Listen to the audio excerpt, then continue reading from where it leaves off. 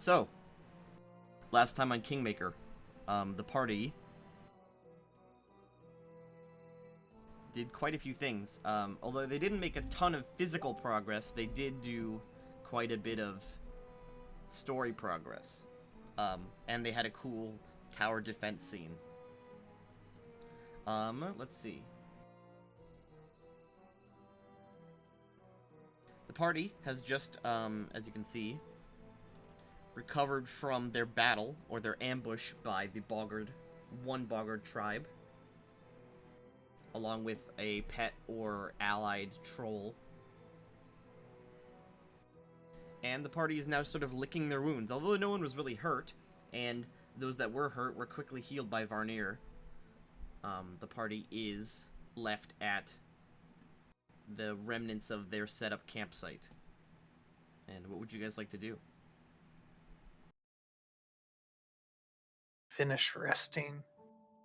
Yep, there is quite a few more hours left in your rest. Throw heals on everybody that hasn't been healed and then go back to sleep. Yep, I think everyone's at full health. Okay, well then I haven't even gotten out of bed on that attack, so I just lay back down.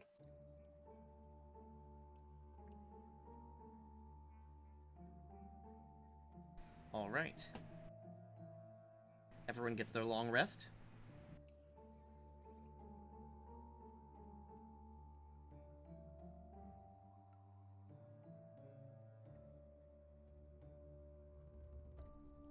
Alright. You guys wake up in the sort of hazy, foggy morning. The ground is damp.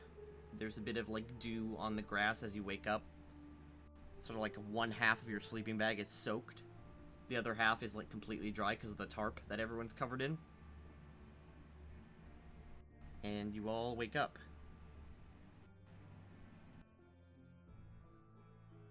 I will very carefully go ahead and pack up my sleeping bag and set up a new power list for the evening. Okay, so or for the day. You guys all do your, like, Nivlak does his hour, or he doesn't do that. Jura does his hour of either meditation or prayer to to get his spells, and you do, I believe you do like an hour of meditation. Yep. Yeah. I would also like to spend some time teaching Jenna about stranger danger. All right. You give Jenna a nice 90s era pep talk. The kind that you would have gotten as a kid, Joel. Exactly. Just because one Bogart is nice doesn't mean all the Bogarts are. You teach Jenna about the power of profiling. And it takes root.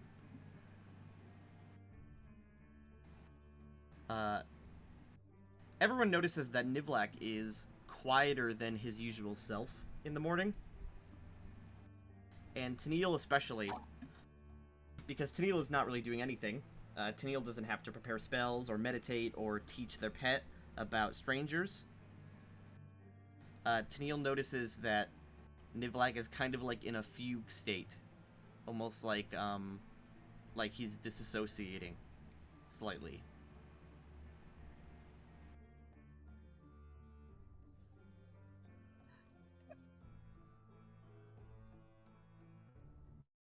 Tennille, do you have any input, or? I was trying to think of what to say. He's packing up all his stuff and he's eating his rations, but he seems to do so without any of the character that he usually does it with. He just is like on autopilot.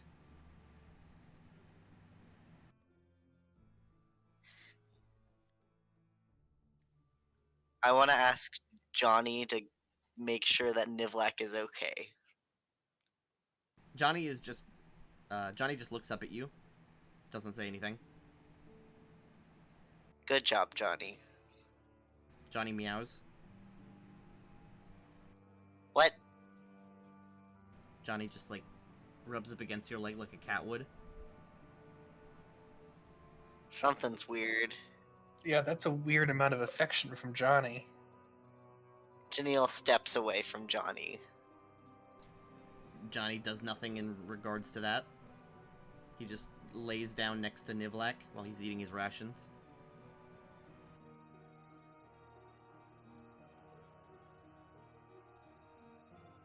And the rest of the morning, preparing and meditating is relatively undisturbed. Besides, like, mosquitoes, like very, very large dragonflies that sort of buzz by, maybe startling some of you.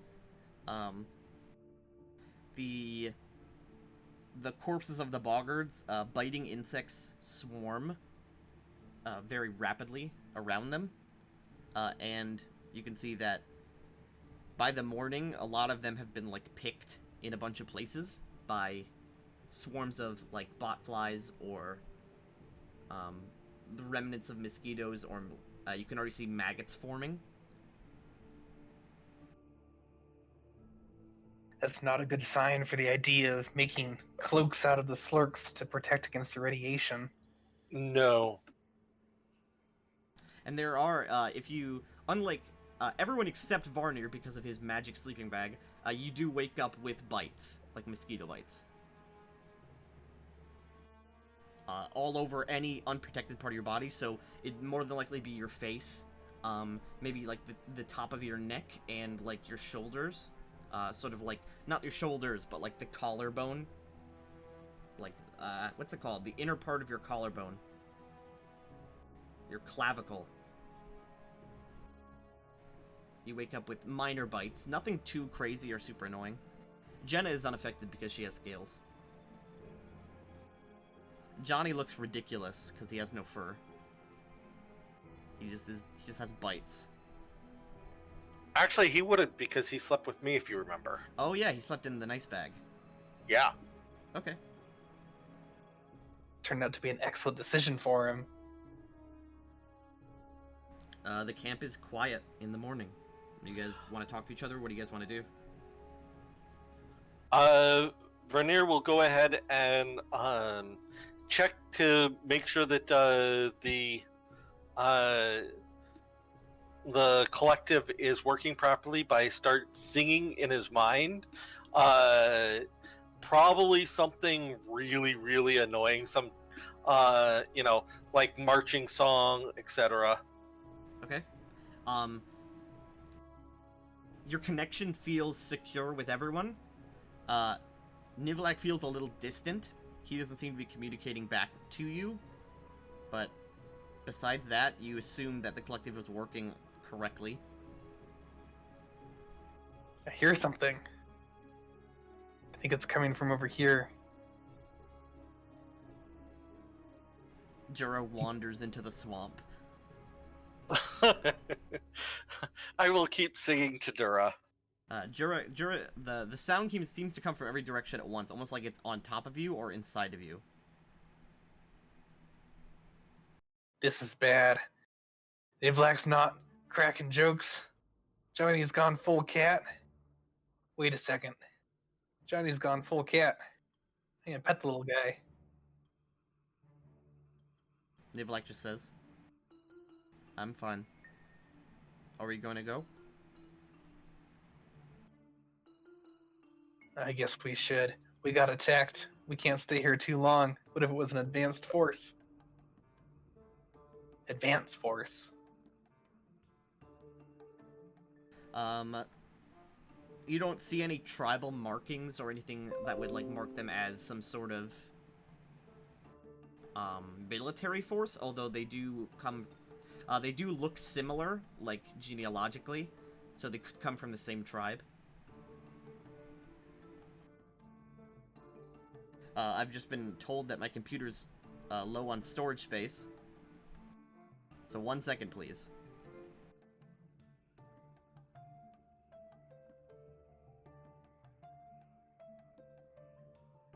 I wish we'd managed to get Garoom out here with us. We know basically nothing about the Boggard tribes.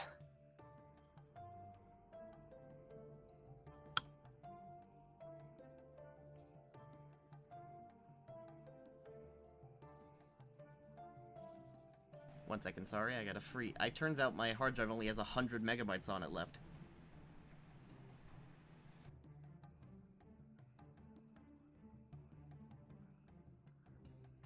Okay. I'm just deleting some old VODs. You guys can do whatever you see fit. You can talk to each other. You can decide on your next course of action. Nivlak won't be inputting very much, but you guys are pretty much in charge. Is the cat more pettable than usual? It just seems like a regular cat. Excellent. Come here, Johnny. The cat that looks like just a big scrotum will approach you.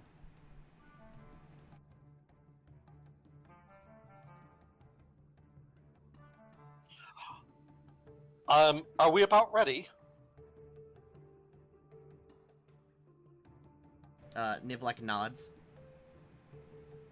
Yeah, I think we should move. Pip, everyone packs their stuff up, and I'll take you to the main map. Okay.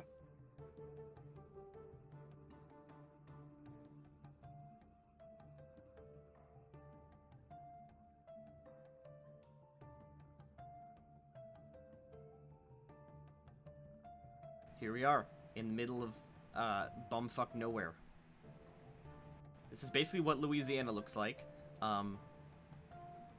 We are continuing through the Hook Tongue Slough, and the party was on their way to Mbatu. Is that the continued plan for everyone? Yep. Yeah, I don't see why not. Yeah, I agree. I think we should just continue on. We were heading there. There's no reason not to. Okay. Jura, you can move us. It's about 10 a.m. when you guys wake up. You can move us 2 squares per hour, and you can continue survival checking to avoid patches of bad, spicy air. And that's got to be done every hour? Yes.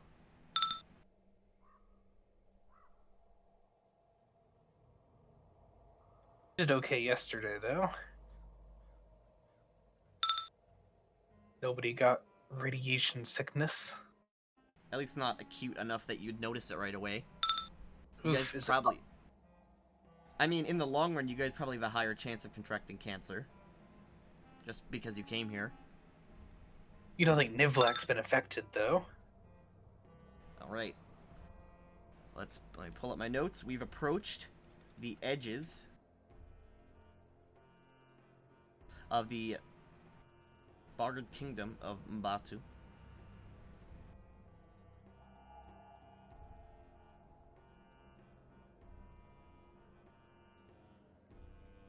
Alright.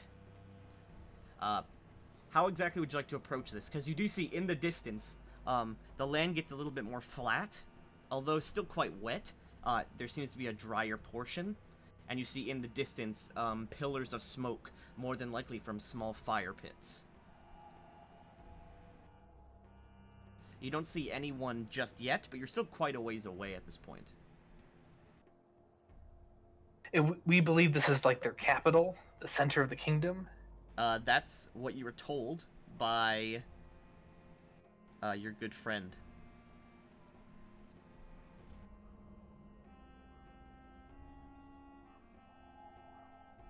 You were told that he was exiled from this location. You don't know too much else. They were taken over by like a purple shaman that is not Tartuk. What's it called? The color purple was never mentioned. I believe that was a projection from you. That's not unlikely. I was certain it was Tartuk. It was not Tartuk. Tartuk has been murdered by you guys. You guys Twice. did murder him twice. I heard an intake of breath. You have something? Yeah, I forgot.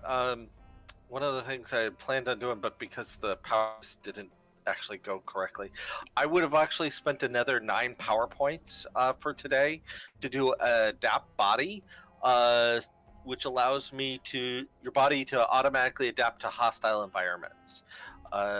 You adapt to underwater, extreme hot, extreme cold, or airless environments, allowing you to survive as if you were a creature native to that environment. So I'm going to try to adapt my body to be allow me to survive as if I was a creature native to this swamps. All right. With your focus and meditation, soon you become accustomed to the wetness The stink in the air, the biting insects don't seem to bother you. Either they don't penetrate your flesh with their bite, or they just seem to ignore you. And the air is a less spicy feeling. Okay. I said that right as a gnat flew into my face. Nice. But how exactly would you like to approach this area? You're not sure if it's a city, if it's a camp, if it's a civilization. You didn't really get that much info. You were told that it was a tribe. You can extrapolate based on like general ideas of how tribes would live in the area.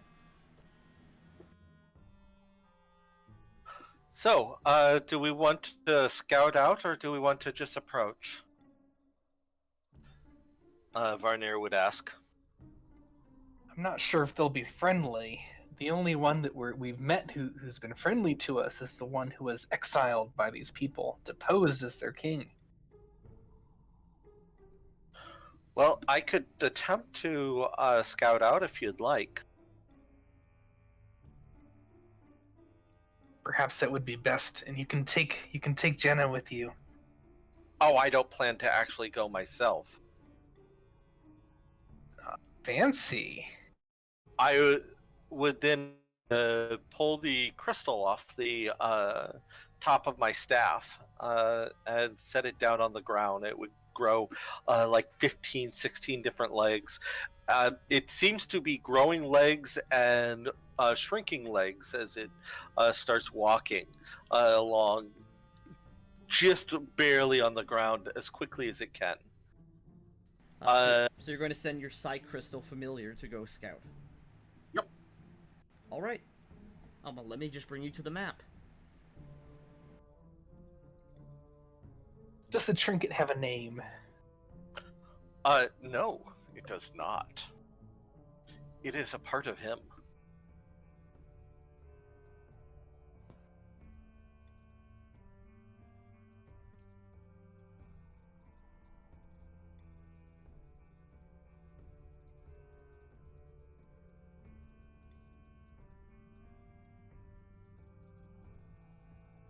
All right. As you approach, you see this tribe is collected, at least from what you can see, in a small number of huts and hovels, sort of built out of the mud and vegetation of the area. From what your side crystal can see, it's very small, and even what's it called? It's pretty unnoticeable in the muck of the area. Let's see. Does your sight crystal have like a specific perception modifier? No, it has 1 second. It has it is yeah, it has perfect vision in 40 feet. It can't see invisible or ethereal things. So its sight range is 40 feet, and that is it. So it actually has to get pretty dang close. Okay, you want to make it roll a stealth check, or are you just sending it in? I am just sending it in at the... Well, no, let's do a stealth check. It is very... Let's see, what size is it? I believe it's tiny, right? I think so as well. Yeah, it is tiny, and it gets 4 ranks in stealth. And it has... does have a dex score. Let me just check it up.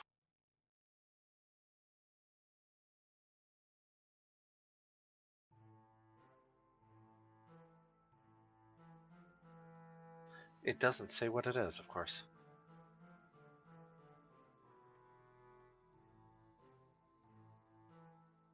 Here we go. So its dex score is +2. For Okay, and so with the ranks and the bonus from being tiny, it's plus 12, I believe. Yeah. Stealth. So give me a d20 plus 12.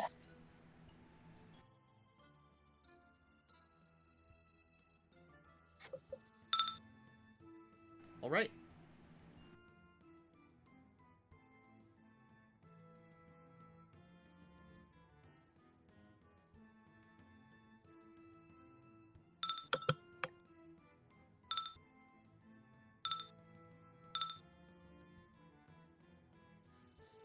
As your Psy Crystal, I'll use, I don't know, I'll use Johnny for the token, because they're about the same size.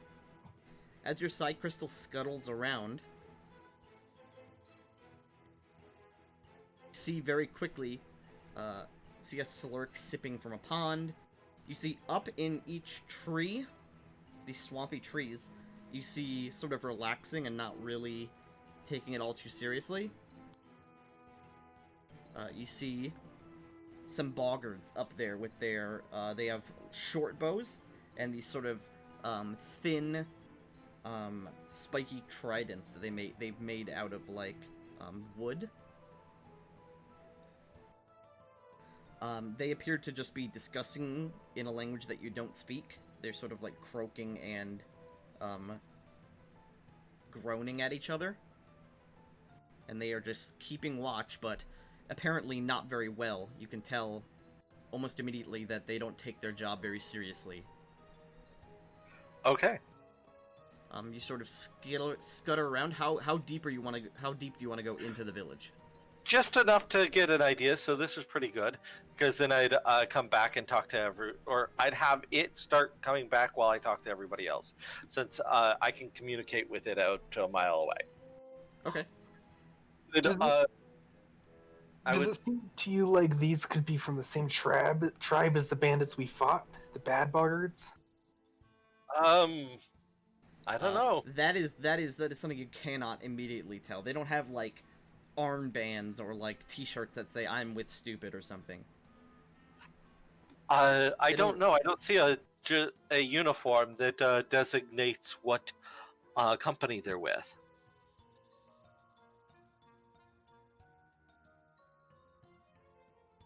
Tennille, do you have any input? Is there anything else that you would like? I could attempt to communicate with one of them. The crystal can hear audio? Yes, the crystal can hear audio. It can't speak, but he's offering to attempt to communicate with one. Could be valuable to eavesdrop on their leader. That's the one we've been warned about. You've not seen anyone immediately that is very clearly a leader. These all seem like you see boggard men and women going about their business. Most of the people you see here are non-combatants. Little baby boggard, like tadpole-like creatures with just legs. They don't have arms yet. As well as a bunch of baby slurks sort of hopping around. Would you like me to try talking to one, or would you like to just approach brashly? I'm okay with either. The guard appears very low, like most of the guard is somewhere else, and the guards that are watching don't appear to be taking their job very seriously. Like they're totally like confident in the area. Yeah, let's just approach. Okay. I will direct the Psy Crystal to go ahead and reattach itself to my staff. Nivlak will slowly open up the box and gently place Johnny inside before closing it.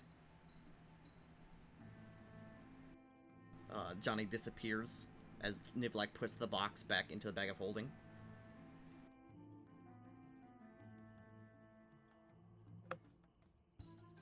Okay.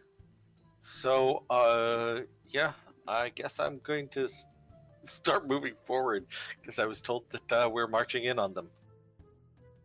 Does anyone want to do anything beforehand? Tennille, Jura? I'm gonna make sure to have my weapons sheathed. Okay. You sheathe your sword and you place your bow over your back. I mean, it doesn't matter because you have quick draw, so you can draw at the start of combat. Heck yeah. I'm not at all worried about this. And you actually could get be it. friendly. You actually get an initiative bonus if you draw your short sword at the start of combat. I mean, not your short sword, your dueling sword, because of your duelist archetype.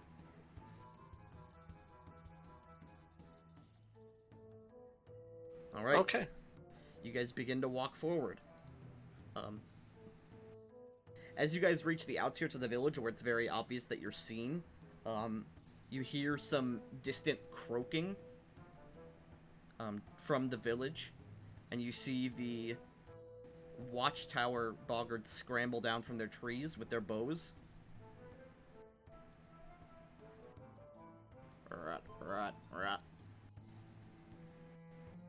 As well as several other boggards and slurks draw their spears and tridents and approach the front of the village as you do.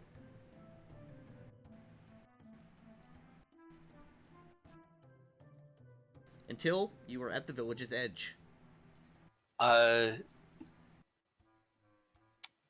will go ahead and hold his hand out and kind of wave at them.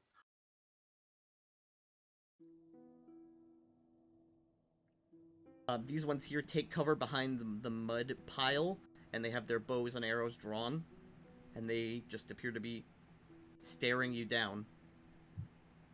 You think they really know what a wave is? I'm gonna take that as a no. One of them croaks very loudly. It's almost like slightly startling, almost like a bang. And Hello? You see,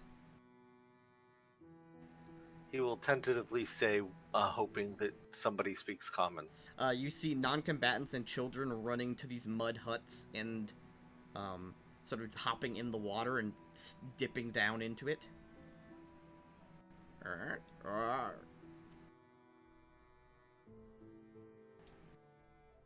Move forward very slowly, with hands in the air. Well, Jura at least. This slurk gives a gentle, like, growling purr sound. Talk to them, Jenna. Talk to the boggards. So Jenna is going to use her pantomime. She can do this. She got 10 minutes of pantomime. Alright. What are you going to start pantomiming? So Jenna hops up as, like, a representative of the group and starts, like, waving her clawed arms and making gestures towards the creature, which this counts as a tongue spell, correct? Yes, it counts as, yeah, it's tongues, exactly. Yep, so Jenna can communicate with anything through simple gestures. Alright, we communicate. We come from the great kingdom that has risen across the woods in the land of fertility and goodness. And we come to face a terrible enemy across the water over this way. And want to know if they are facing the same foe. Alright. The boggards sort of look at each other, kind of dumbfounded. And let's see. Is there anything else Jenna would like to say, or are you just going to let them respond? We are friends to the boggards, and we even took care of some of the boggard bandits last night. They won't trouble you anymore. Alright. As you say that, the boggards sort of look shocked and look at each other. And then they draw their weapons. We were friends. Alright. This boggard is going to use his terrifying croak. He croaks loudly. Everyone make a will save, and then combat will begin. I don't want to kill boggards. There's children here. You don't have to kill them, but they do attack you.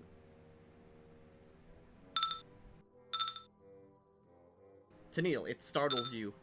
You are shaken for 1 round. Basically meaning you just get a -2 to all your rolls for 1 round.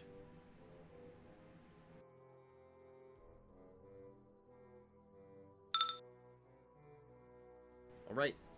Tennille, it spooks you slightly, but you eventually get over it. And we're gonna roll initiative.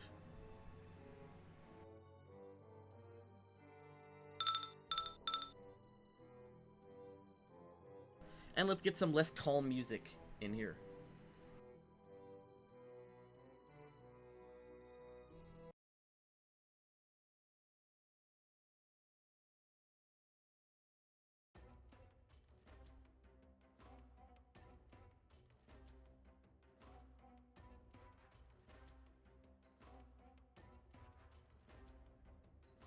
The one that was conversing with Jenna, does it seem like it was in charge of the buggers that we see? Nope. They all seem relatively equal.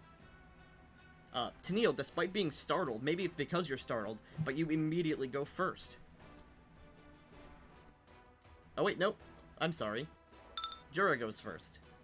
I had the initiative way lower than it actually was. Jura, you react.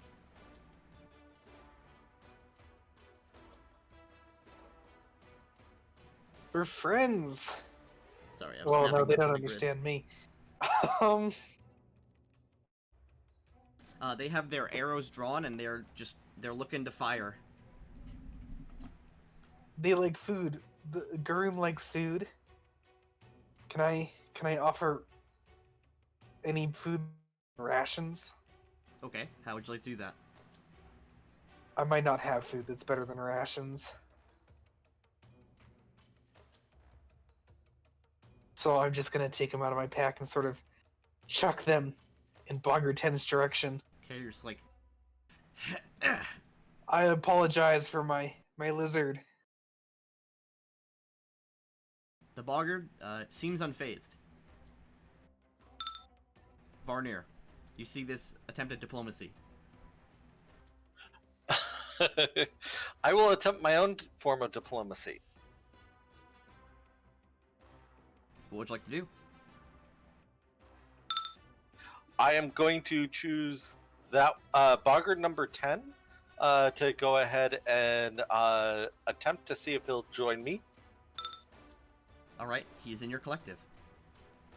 And we'll go ahead and, as a standard action, see if we can get the Slurk to join us. Alright. You feel your mind's touch with this boggard and this slurk. Okay, and then I'm going to go ahead You feel, and... emotionally, you feel a sense of fear and anger towards you and the group. Okay, and then I'm going to go ahead and do a real quick pulse.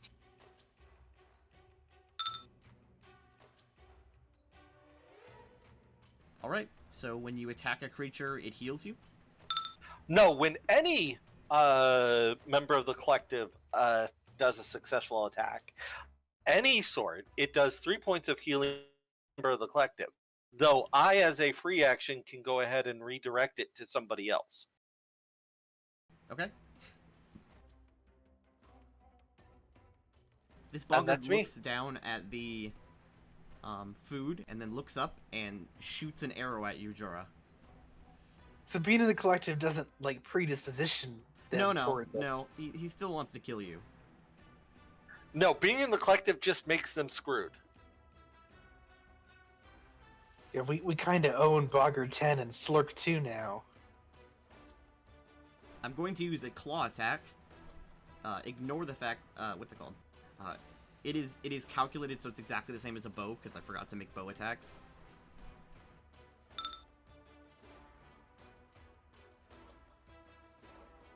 Only the first one. He fires an arrow at you. It seems to be just a sharpened stick with some feathers. It just bounces off your armor ineffectively.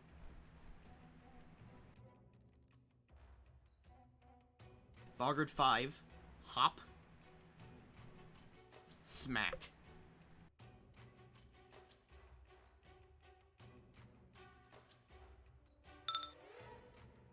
Natural 20. So 6 damage, because it is not a confirmed crit. Okay. These poor Boggards. You are bonked.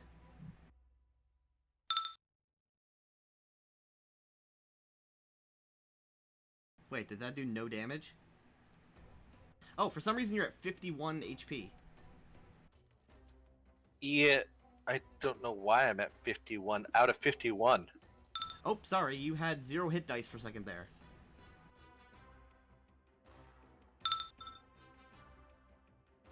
Okay. There you go, that's effective. That's much better. The boggard hops at you and smacks you in the side with a bit of wood, just like a very large wooden stick. Okay, I will smile at it. Tennille, you're a bit scared, but you are able to compose yourself. I still draw my. Okay? You draw your dueling sword.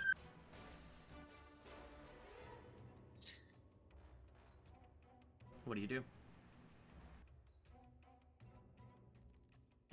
This is a steep incline, this mud hut. Oh, I didn't even notice that at first.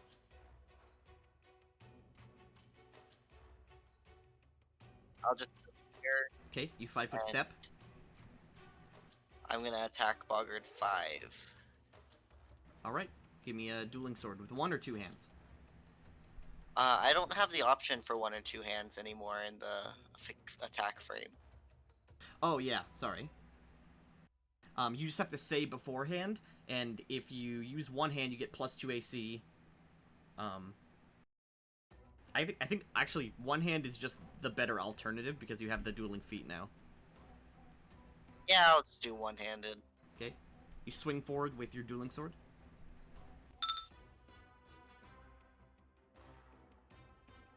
Okay, with 2 quick jabs, you jab the boggard twice in the side, and it falls to the ground limp. I will take the 3 points of healing and give them to myself. Is the boggart alive? Oh, it instantly dies. Oh. Tennille is very, very expertly trained in swordsmanship, so he does not pull punches unless he says he is.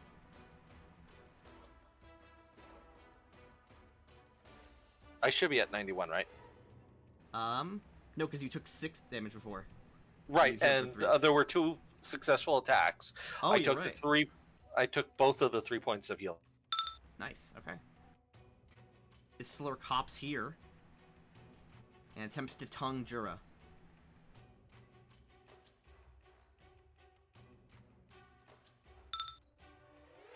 Jura, you are stuck to this Slurk and cannot move more than 10 feet away.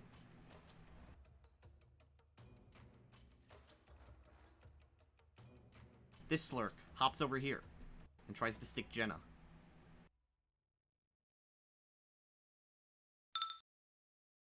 Jenna, however, dodges the tongue.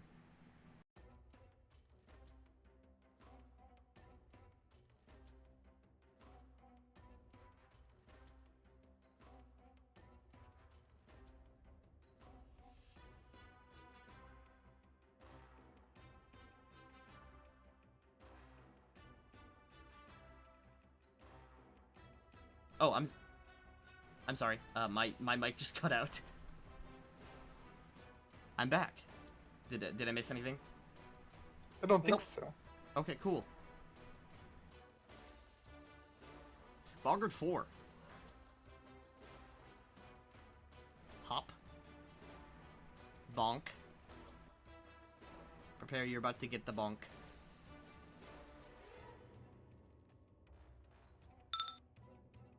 Wow. Possibly the worst bonk that you've ever seen occurs, as you easily parry it to the side.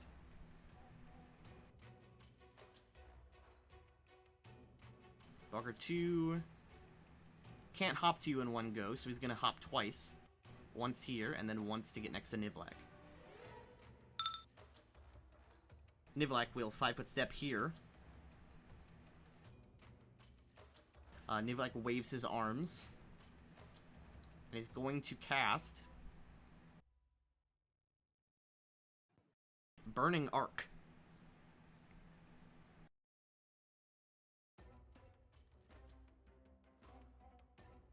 Targeting this one, and this.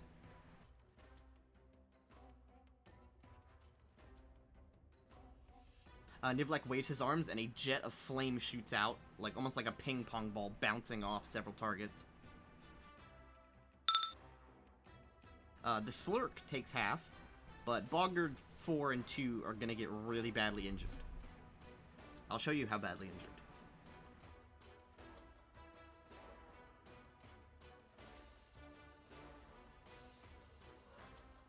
Boggart 4 takes 32 damage. Boggart 2 takes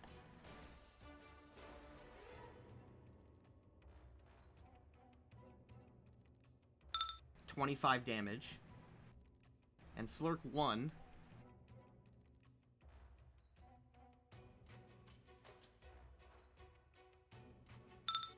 takes 5 damage.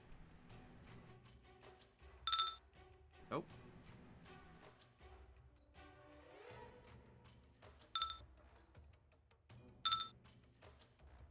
All these buggards go flying in different directions as the fire smashes into them, and is just weak enough that it instantly doesn't destroy the Slurk.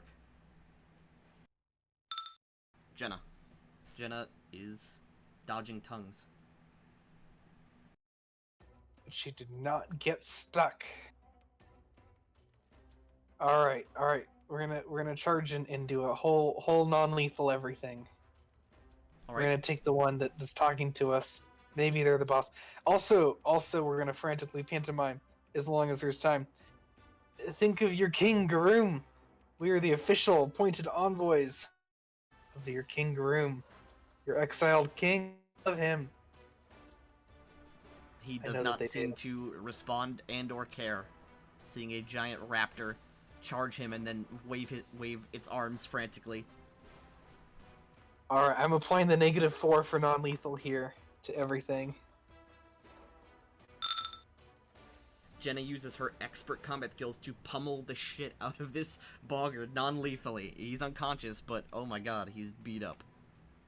Did anybody take any damage? Because all of that does healing.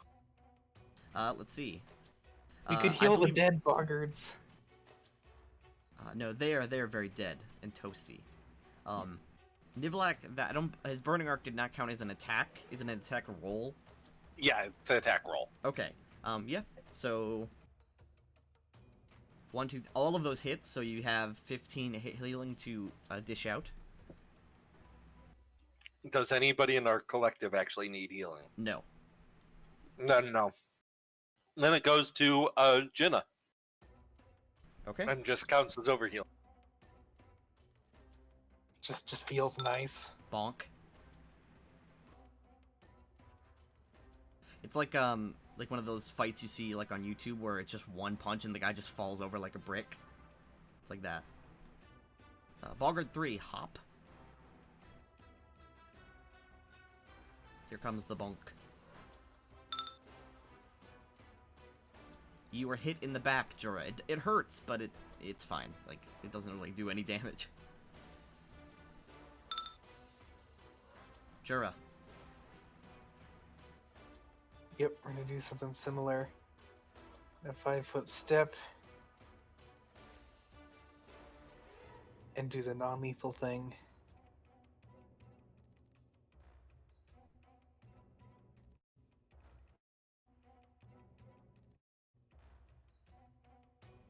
-4. Using the pommel of your rapier, you bash this guy's face, and he is unconscious. Ouch.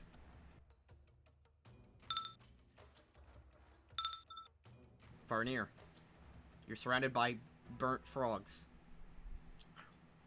I will go ahead and, since nobody told me to be non-lethal, I won't be. And Slurk 2 is going to give a little bit of health to the collective. Alright, what does he have to do?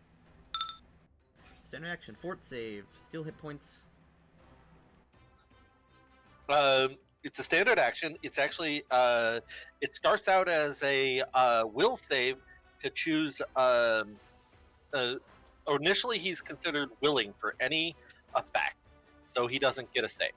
But if he goes ahead and makes a DC 25 will save, then he can go ahead and he's considered willing for this, so he effectively gives up his health points to somebody else. And since there's nobody to give it to, I will give it to Jenna, because I think that's going to be his standard. If everybody's full health, just give it there. Alright, so it takes 36 damage. I'm imagining that she can at least feel the idea of healing. warm and soft. Is it 36 or 3d6? 36. Wow, that's a lot of damage. I am built to slowly drain somebody's life. Oh, and if it is still alive, oh wait, no, I don't focus. No, it's first. dead. And then I'm going to go ahead and I'm going to focus myself, so I'm now focused again. Okay.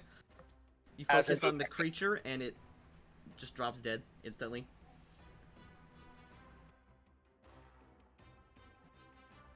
Okay, smiling, he will say, Tennille. "That was fun." So Slurk 1 is still Stuck alive. to Jura, right? yes. Okay. Does this provoke? It does not. Okay, And he's considered grappling, so even if it did, it wouldn't provoke anyway. cool. I Rank can't be cut off. grappled though. I'm gonna cut off his tongue. True. Oh, yeah! Because of the Ring of Free Movement, when the tongue hits you, it just bounces off. You can't be slowed or stopped in any way. Impervious to tongues.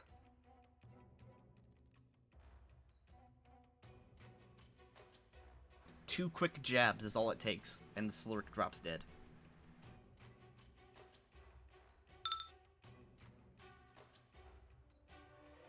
Combat ends as the non-combatants scatter, either into their huts with caretaker boggards protecting them, or off into the swamp in groups. And the place is quickly deserted.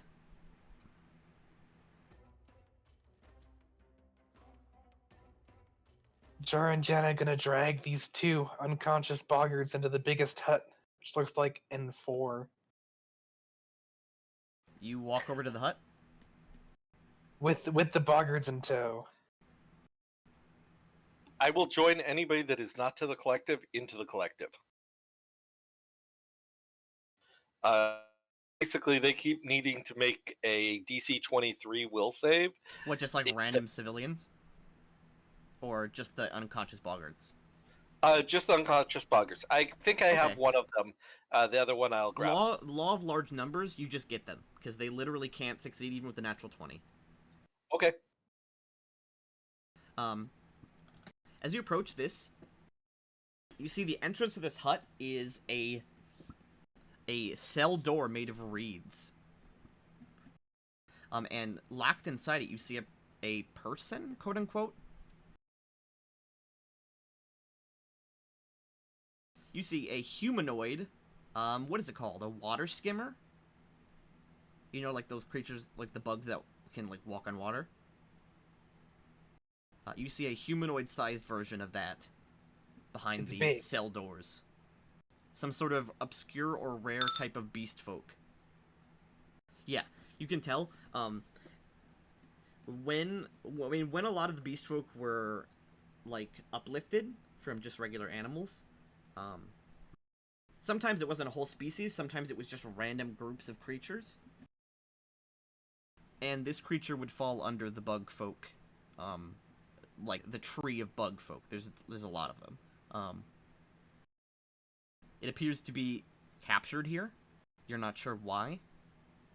Although it appears like it doesn't like the boggards, because it is in jail. Oh my god, I have no music. That's a little weird. Their largest building in the entire area is a cell. Let's try this hut. Okay. That one. I will join that creature to the collective. Alright. Just in case. Okay. The emotions you get right off the bat are confusion. Sort of wondering what's going on, because he heard suddenly there was battle, and then everything's quiet, and then some dudes are dragging around unconscious boggards. I will ask it what it is in here for. Telepathically, can you speak to it, despite not sharing a language? Yep. Alright. Let me just check. I will read it off. That's excellent, if true. You drag the boggards over here, where there is a small nursery of tadpoles that is being defended by a mother boggard. And I assume you just, throw them in there, or gently set them in there? No, can't go into that hut. Mother Boggart, I guess we're gonna keep him outside. I'm gonna tie him up outside. Alright. Can communicate with each other telepathically, even if they do not share a common language. Alright. Does everyone else hear this conversation as well, because they're all communicating telepathically? It does. I don't think It says with each other. It says with each other, so you could actually probably do it solo or group, just depending on how the person is choosing to do it. Do you have any reason to make this a solo conversation? Not at all. Alright. What do you say? Why are you imprisoned here?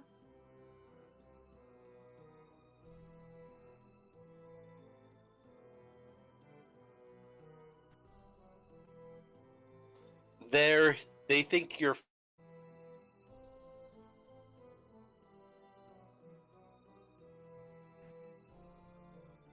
Just because Cha-Cha is smooth. Like Bug. He sort of rattles the reeds. Too weak. Can't break.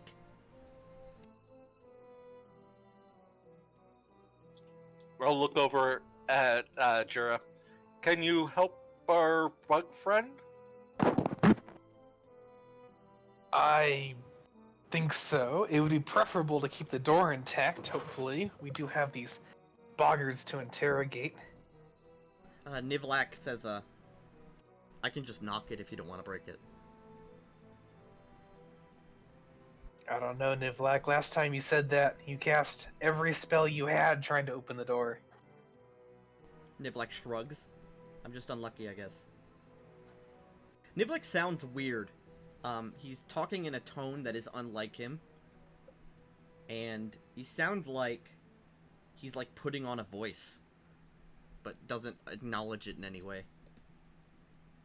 It's definitely radiation sickness. I'm trying to play the meta fact that Nivlak is a different person now because I'm him.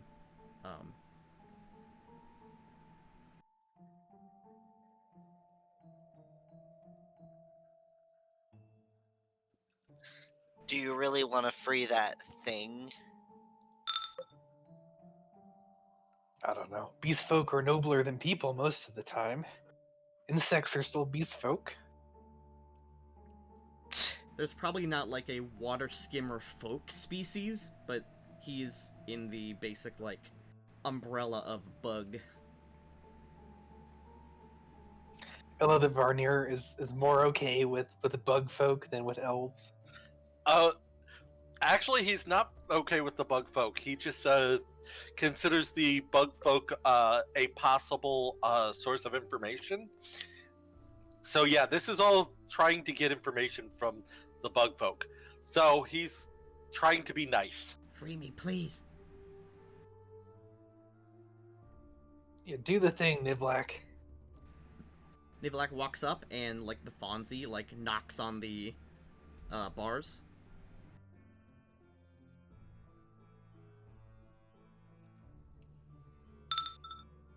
And the door slides open. Thank you, friends.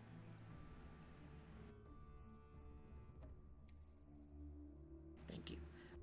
The Cha-Cha extends his very long arm out and shakes Jura and Nivlak's hands. You feel this sort of like bony, not bony, but like carapacey. He's covered in like these very small like, God, what is this thing on the sides of like amoebas? Like those like small little hairs. Phalanges? Not pseudopods. That'd be like a tentacle. Right. Phalanges. Yes, he's covered in small little hairs. Like a bug would be. Thank you. Cha-Cha, now that he's like out of the hut, he's about 6 feet tall. And his legs are much larger. Although he looks quite frail, you know, like a bug would be. Thank you so much. Cha-Cha runs over and sort of grabs bits of this meat off this sort of like drying rack and starts gobbling them down. Seems mostly unaware of you guys as he's just like eating.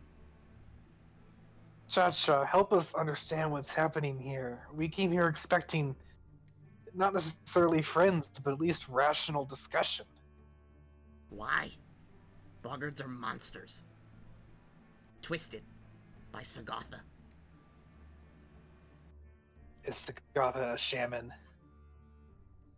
No. Sathaga. Sathaga is the frog god. I was gonna be like, Jura, you should know who Saga is. Skipped class that day, apparently. Well, what's it called? They're a big part of the Saturday game. The frog cultists, the dirty boys. I should exactly know who that is. Are you saying that Sagatha has corrupted them recently, or just that boggards are innately corrupted by Sagatha? He, Cha-Cha holds up the number 2 with his little hands. He says, the latter. Oh. He looks at Varnir and Tennille, who he did not see before, and he waves his giant, weird hand. Cha-Cha. Varnir will go ahead and speak in his head. I am Varnir. Oh yeah, this whole thing is telepathic. He doesn't have a mouth that makes noises in the way that you do.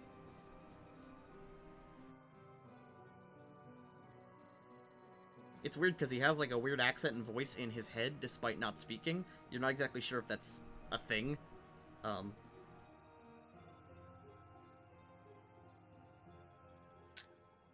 Cha-Cha looks around. No boggart guards, huh? Scouting party didn't come back last night.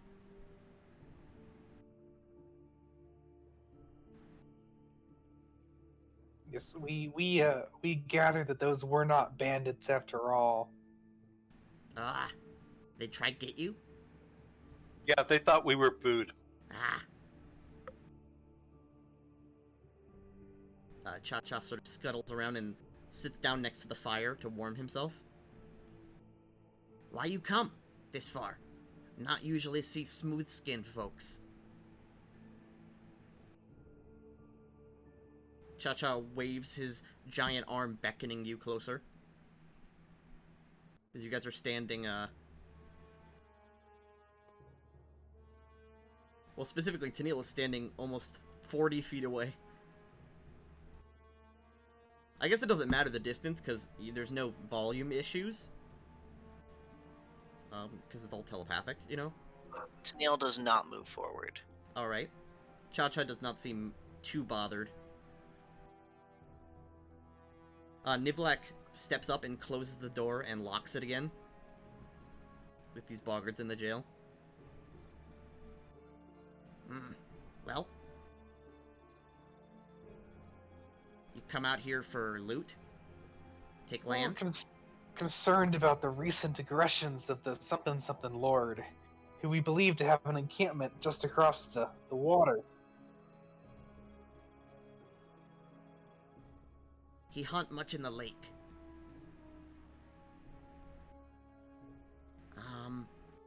Boggards fight him sometimes.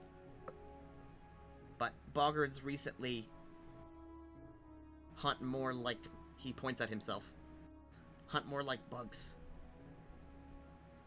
You have a people here? Few. We live on lake. Small tribe. Not many.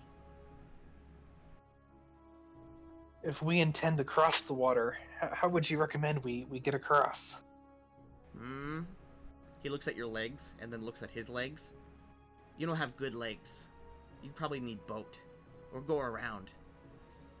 Go around is long and scarier, but cross lake is more dangerous. Oh? What's in the lake? Big fish. Big eel. Sometimes dragonfly. Big ones. They have swords.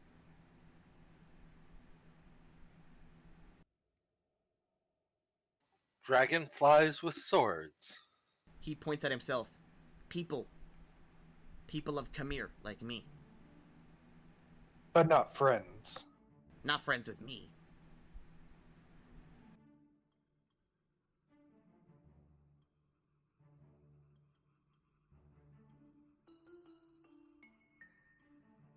Cha-Cha looks at you all silently. Despite it being telepathic, it's quiet.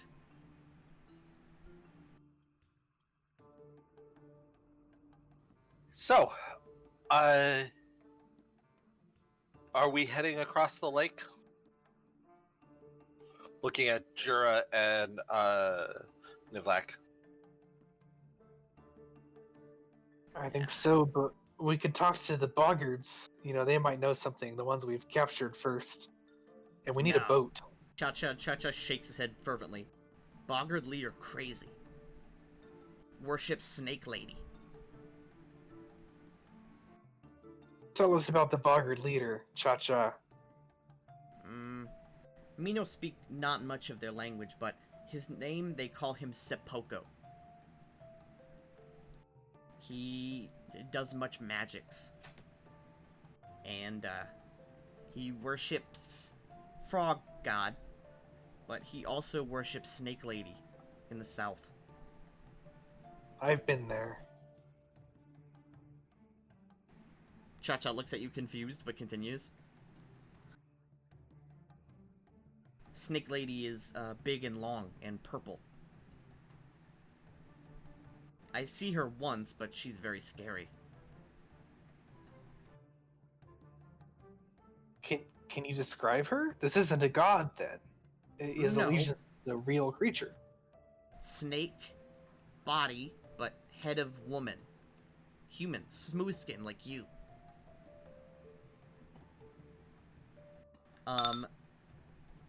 Jura, that sounds like a Naga. Do we like Nagas?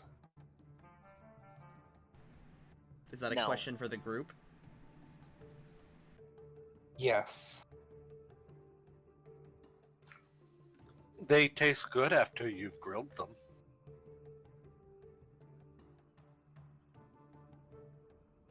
Cha-Cha would not know. exactly Inspiring.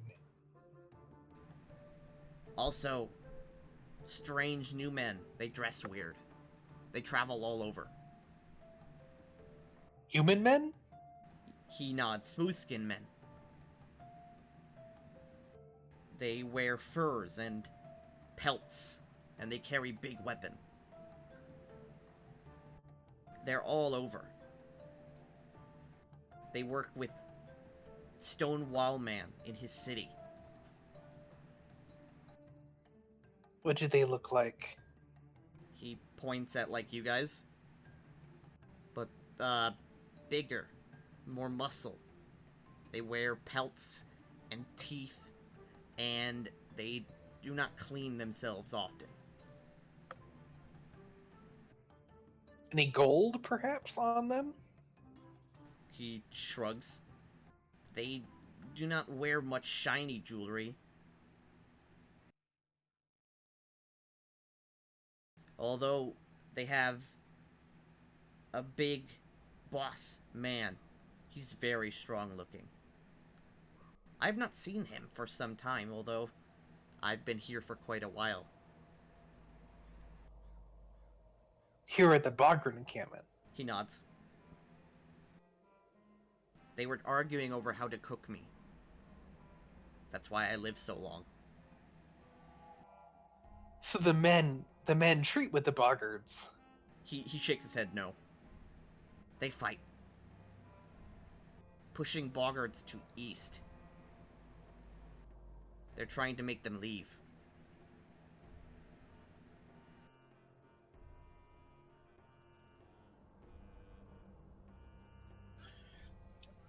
If they're pushing them to the east, do they normally have boats that they come in on?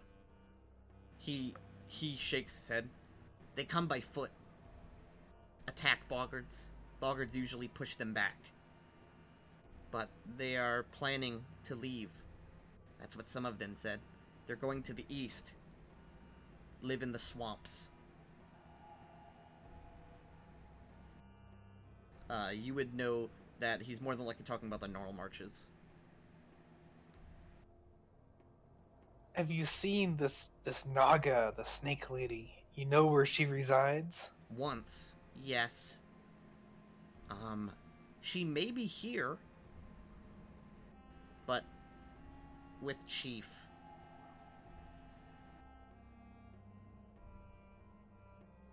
This is the chief, the one who worships both Sagoth and the Naga. He nods his head yes. Sepoko.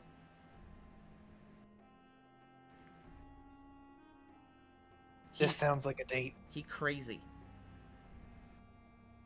Be careful. And then Cha-Cha with his long arm points to the north, where you see over here there is a giant mound with a hole in it that leads down.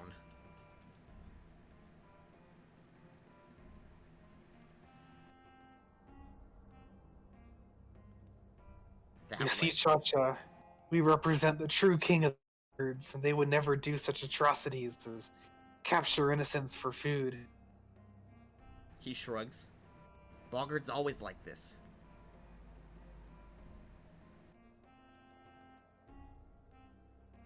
At least as long as I've been alive. Even when they were ruled by the wise and just Garoom? He shrugs. I don't know their names.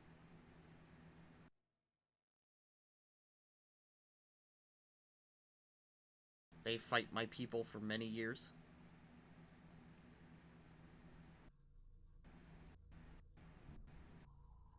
Crunch on the Beliefs are meat. being challenged here. Feel attacked? So should we head to the see what's in that hole up there? I think exactly that's what we've come for. We want to meet the shaman, and apparently now Naga too. Cha-Cha nods. He says, careful, big frogs near there.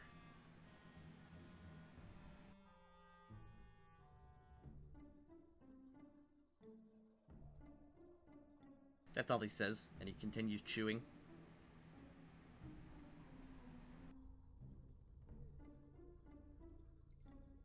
Let's go.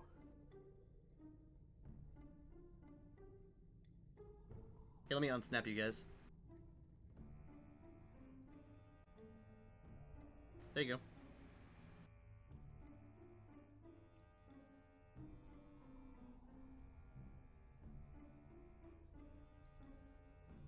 Does someone want to grab Tennille? Not Tennille. Does someone want to grab Nivlak? Yeah, Tennille, can you grab Nivlak? Thank you. Cha-Cha runs out and sort of just walks over the water, sort of skimming along it. Goodbye, new friends. See you soon, maybe. And Cha-Cha, like, does that little... the thing where you, like... Cha-Cha does the slide. Yeah, he's doing the Cha-Cha slide. Cha-Cha real smooth. What a good reference.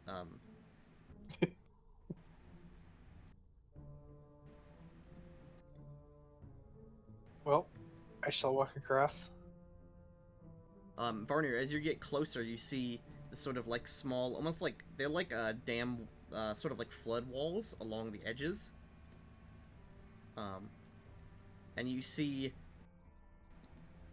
conversing with each other, not really seeming to understand what's happening over here, like they're not paying too much attention. You see two much larger boggards.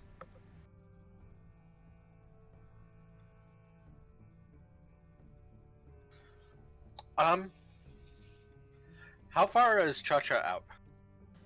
Cha-Cha is skimming across. By this point, he's like maybe 100, 200 feet away. Okay, I need him to make a will save. Alright.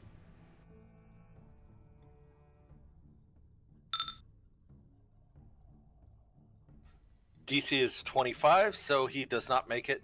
He falls asleep, and one of the boggards wakes up. Here. The prison boggards. Correct, one of the prison boggards. They unfortunately are not unconscious. They are beaten into unconsciousness. I understand, but it specifically says that they've become disabled. 0 hit points. Oh, so they're disabled. Yes. This character really is funky. Okay, Cha-Cha just falls asleep. Cha-Cha will drown. And I will go ahead and ask the boggard that is disabled. Uh, what are two up here? The two boggards that are protecting the hole. What are they? Huh? Who's that? Who's there? I need you to answer questions, or I take all your health and eat it for myself. Now, there are two big guys in the near the big hole. What are their names? Make an intimidate check. I don't think I have much intimidate, but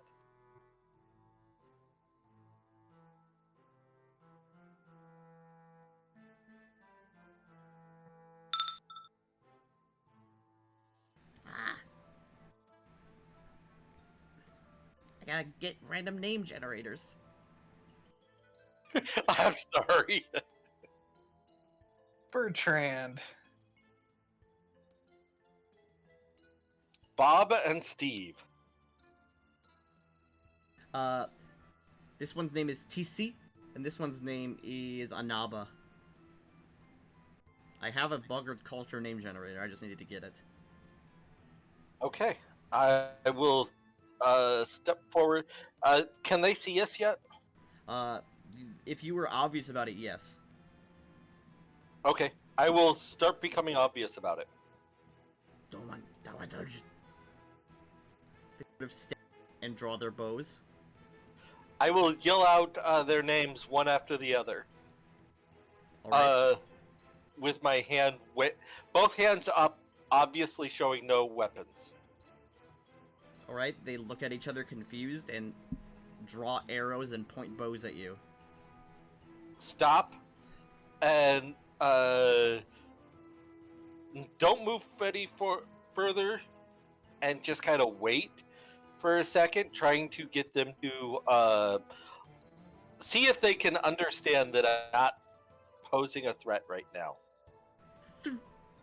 Arrows come at you. Okay. They don't seem to care too much. That's fine. I had to try. The arrows go flying at you. They don't seem super dexterous, so it's not super great shots. But the arrows are covered in a glowing, sort of like semi-luminescent green liquid. They fly at you, and you easily sort of block them. They hit your inertial armor. Go on now. Can I grab my bow? Yep. Do you think you can take care of these clowns, Tennille? Probably. Roll initiative, and while Tennille does his shots.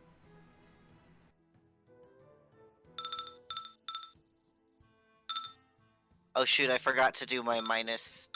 No, I did the -2 for rapid shot. Never mind.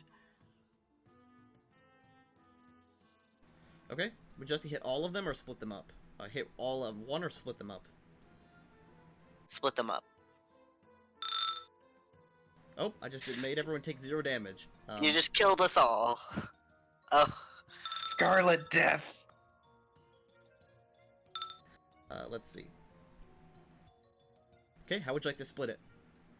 I want the first 2 to go to one, and then the crit to go to the other. Okay.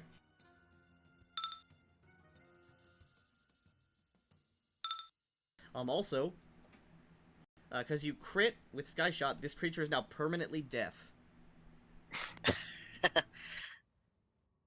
Yeah, as you shoot the arrow, there's a loud bang, and it, like, echoes across the lake side. Okay, let's roll some initiative. Is Cha-Cha okay? Does he float while he's asleep? You're not sure. You don't see Cha-Cha. You might not even know that Varnir did this. I mean, yeah, there's no trigger for it, so... No worries, then. Varnir really isn't very non-human friendly. He can pretend, but he really isn't. Jenna. Cha-Cha lives on a farm now. More than likely, he's fine. What's it called? Those bugs are semi-amphibious. Is there anything that Jura Urgent can do to, like, aid Tennille shooting these things? Do you have any ideas? If so, Yes. If not, no. We can give. No, it's stupid. I don't know. We're just gonna get behind these trees and not participate. All right. Nivlak, I guess that was Jenna, not Jura. how wasn't it? destructive are we going? He says. I mean, I guess that's up to you. All right. Nivlak runs, ya yeet, and he just throws a fireball here.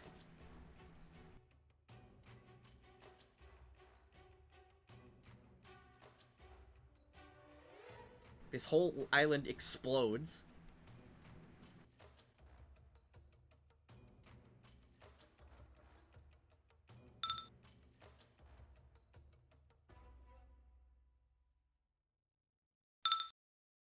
And they both take 41 damage.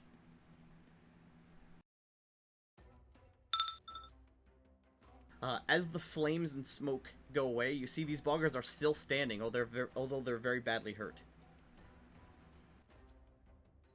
Ah. Hop. Oh. Hop.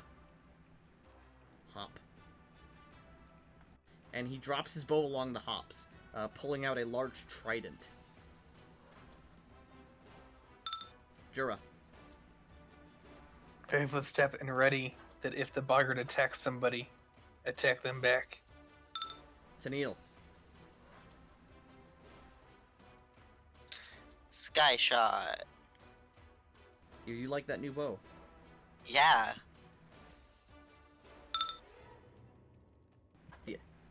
Okay. They both die, and the other one is deafened as well, as he dies. Their ears are just bleeding.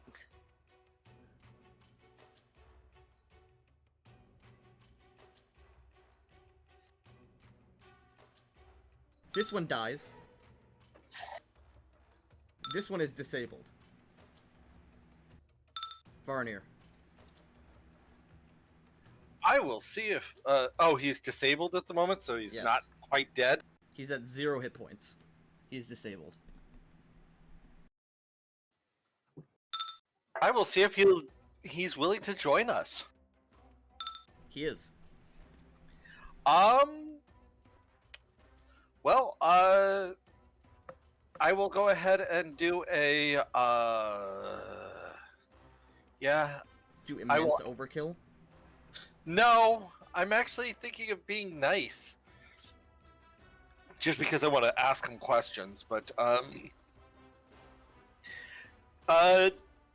no, I guess I'll just go ahead and nobody got hurt. No, Right. no one was touched. The only arrows Okay. that flew were at you, and they missed. Okay, so I will I will tell everybody he's in the collective now, and we can ask him questions. All right, Jenna. Wait, why are we still in initiative? They're Because this guy They're is still done. going to come to beat your ass, even if he does it slowly. well, all right. Jenna's just gonna delay until indetermined. Nivlak holds his spell, because Varnir says, "Do I just blow him up?" No, we can talk to him. Does he need to be stabilized? I guess I could stabilize him, but I'm not sure it's worth it. 30-foot hop. 30-foot hop. He then takes 1 hit point of damage. It just falls over. Amazing. Did he just die? No, he's unconscious. The other one fucking exploded. Okay. This one he just hopped, and he was just so tired he just fell over. He's dying. Are you still conscious? No response.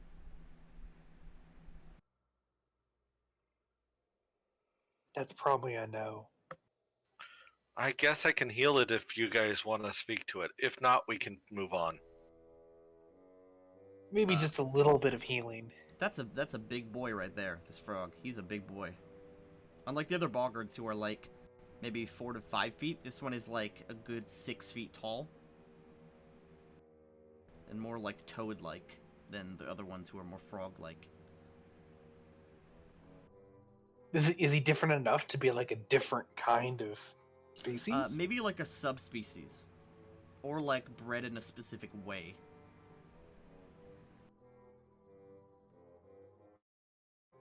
You're not exactly sure about like the details of frog eugenics. Well, maybe we tie him up and then heal him a bit. We don't need to tie him up. I can make sure that if he attacks, nothing happens. You are terrifying. I like it. Okay, how much do you want to heal him? I will go ahead and heal him for. I will use 3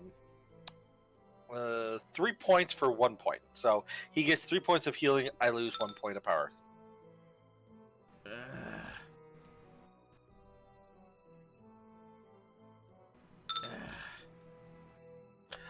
The boggart. You would. The boggart stands up slowly. Sort of gets to one knee. Hello, how are you doing? You don't look so well. Die, heretics. Yeah, we can do all that later. Can we just have a conversation first? Make me a diplomacy roll. Or intimidate, depending on how you want to spin this. I really need to buy points and intimidate because he is being intimidating. It's a good check. Why you come here?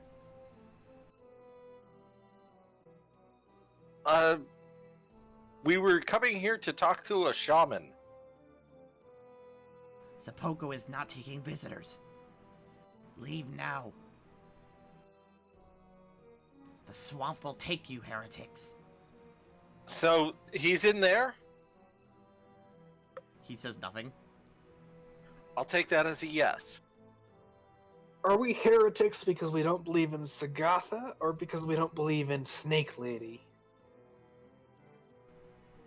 He nods.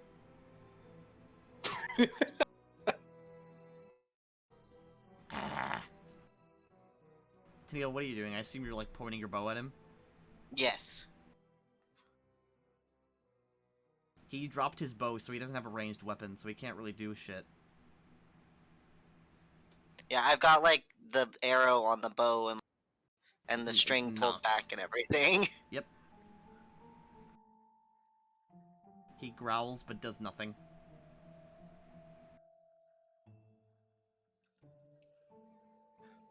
I will slowly walk over to him. He has his trident ready, but doesn't attack you. I will say, I'll look at the rest of them and say, is this the end of the conversation, or do we have anything else to ask him, or is this done? Must we kill him? We could put him in prison with the others. I don't want that many people in my head. I'll look at the boggart and say, tell you what, I'll give you 1 free attack. I am a heretic after all.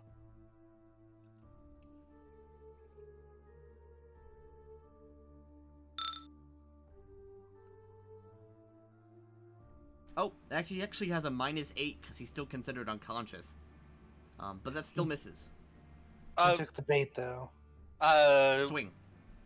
Why would he be considered unconscious? I gave him 3 hit points. Well, no, because the game, I haven't ticked off the unconscious thing from him. So it's still coded that he's unconscious.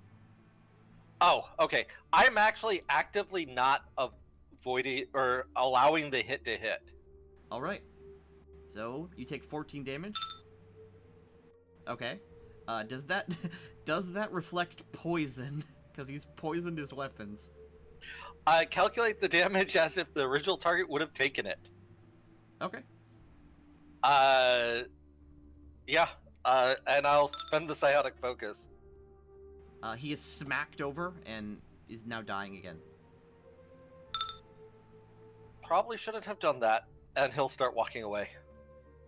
So if As the wounds that went into him, or the spikes of the trident that went into him, seem to pierce his flesh, but the wounds appear on the boggart, and the boggart falls over. He will be smiling. What a fucking weirdo, man. if he had not taken a swing, would you still hit? Would you have let him live? Yeah. Okay, he did though, so he dies. All right. The gang stands now on the precipice. Who wants to go for a swim? Sure. This How shallow is it? this water you can't tell because you can't see the ground.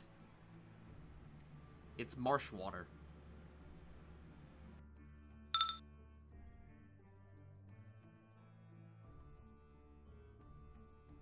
Well, let's give this a try.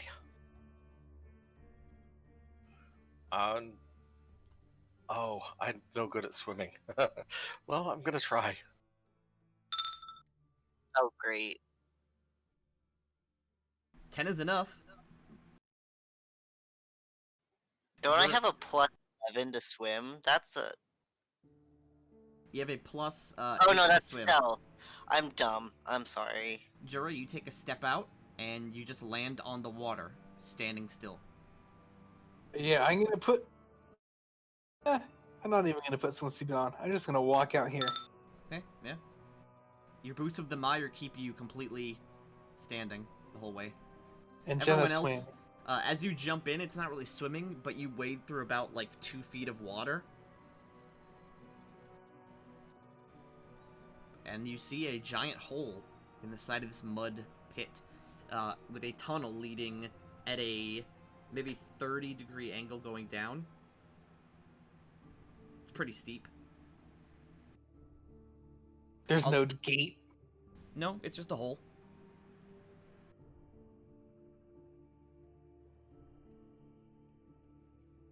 Would you like to enter the hole?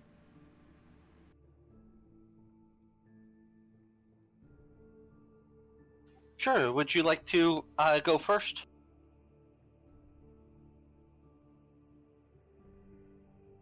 Jura thinks. I think so.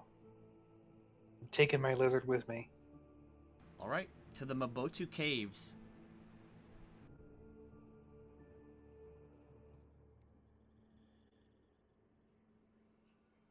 So, after going a good 10 feet down, the hole ends in water. As in, you climb about 10 feet down and it's just water. The rest of the tunnel appears to be completely underwater. Well,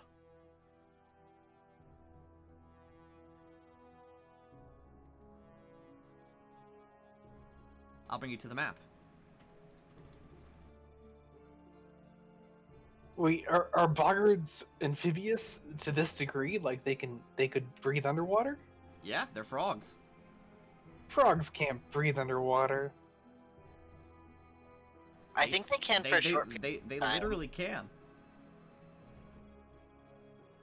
I think frogs can just literally breathe underwater.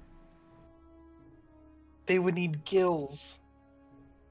Frogs? They're amphibious. Frogs absorb oxygen through their skin while underwater. They can breathe underwater indefinitely. It does look like they have both. I'm looking it up, and they have both. Yeah, I just googled it to check, and yeah, absolutely. God damn it. well. So are we gonna go? Is everybody confident they can make it through an underwater cave? I'm confident I can. Maybe. Nivlak shrugs. I don't have any spells that breathe underwater. All right, Jenna's gonna carry Nivlak through. Okay, who's going first? Give me a marching order. Arrange yourselves. Jura goes last in case somebody needs rescue. I will go ahead and recast adapt body to so that I can breathe underwater. Okay. PowerPoint spent. Nice. 1 second, I'm just double checking to see if I can do this as a thing for other people too. I cannot. Sad. Sad face. Sag.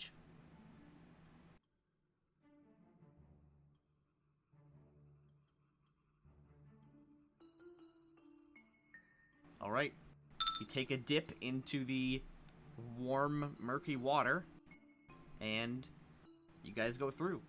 The tunnel goes for...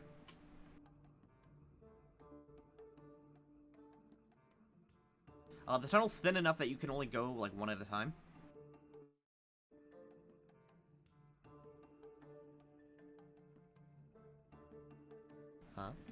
And... let's see here.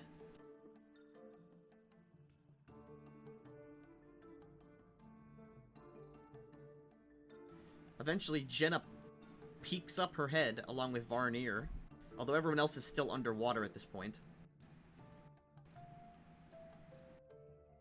Oh, look, more water.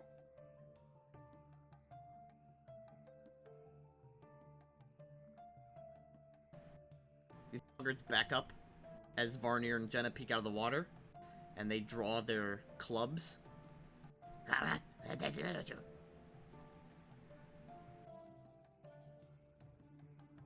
One of them jumps into the water.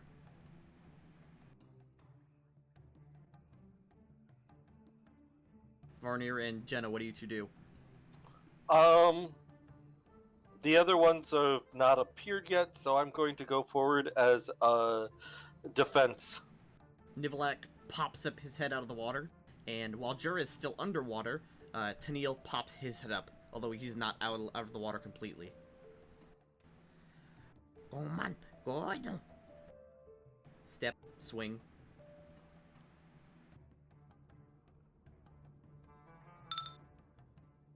Bonk. Why are you getting crit all the time? They'd like to hit me. It is fun.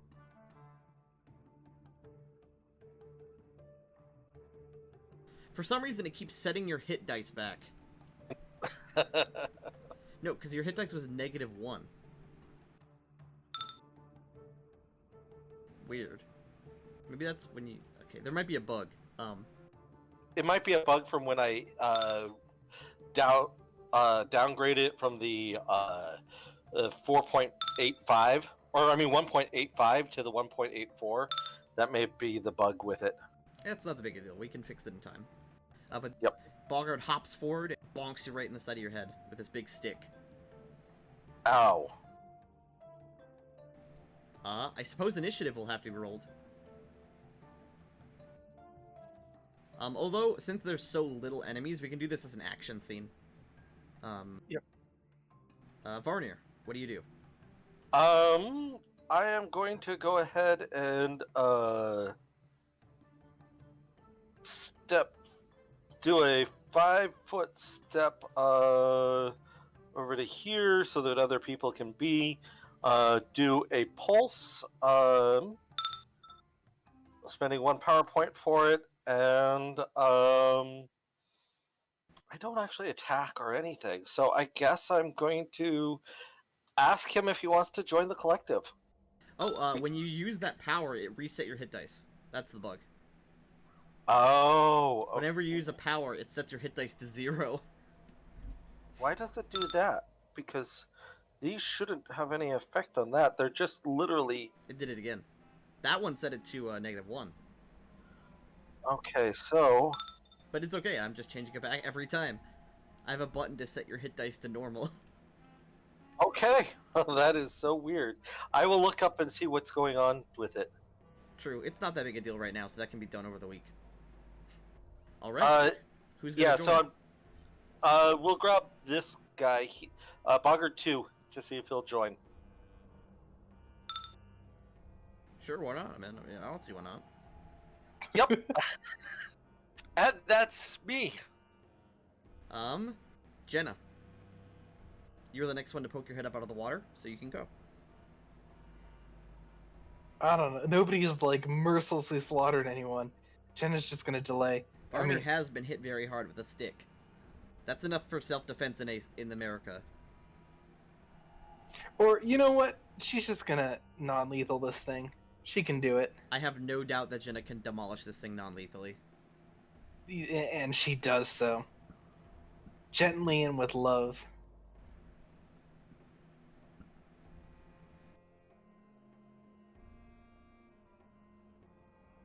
Okay, show me your gentle bonks.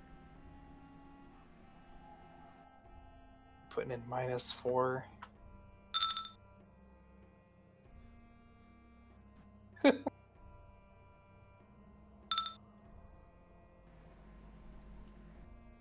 The boggart is repeatedly punched by Jenna's hands.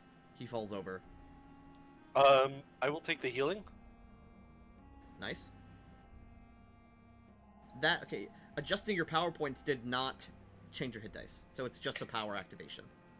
Yeah, it's got to be something I wrote in the abilities. I will look at. But yeah, it must what's it called? It must just be a code overlap or something like that. Yep. Next. Also, it says here you have a +17 to your will save. Is that just how it is? Oh yeah, because you have the wisdom bonus. I have a +8 to my wisdom. Yeah, I was about to say, you have a +17 will save. Jesus. Yes. Yes. Next, let's see. Oh, I bet you have a high will save as a psionic class. I do have a high will save. Yeah, so yeah, that makes sense then, because it would change with your level. Nivlak steps up out of the water. Tennille steps up. Jira finally breaks out of the water, gasping for breath. Whoops. Oh, Jesus.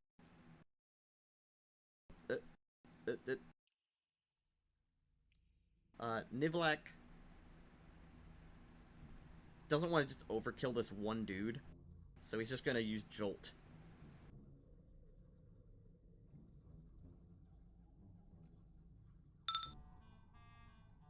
Bzzzt.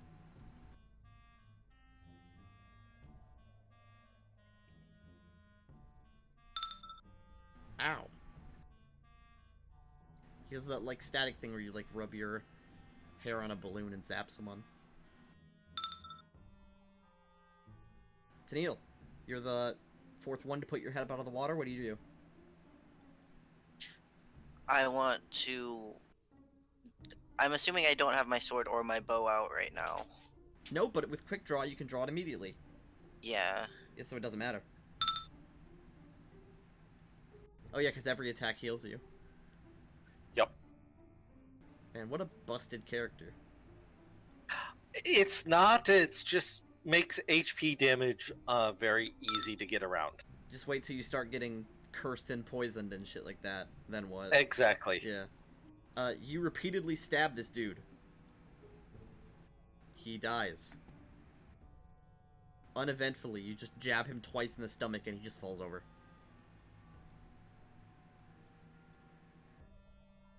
Although, you guys saw the third one jump into this pool.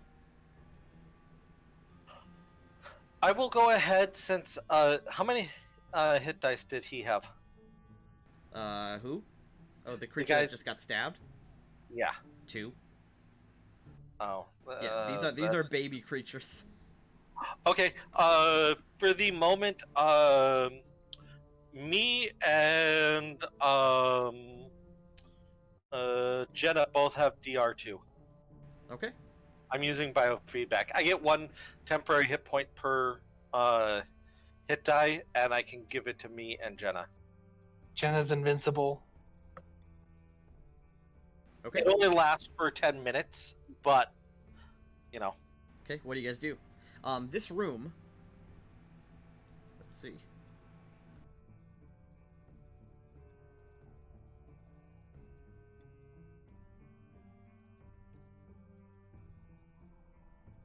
These 2 water-filled passageways slope upward into this mud-carved cavern. Along the eastern wall here, lie a pile of gourds and several covered baskets.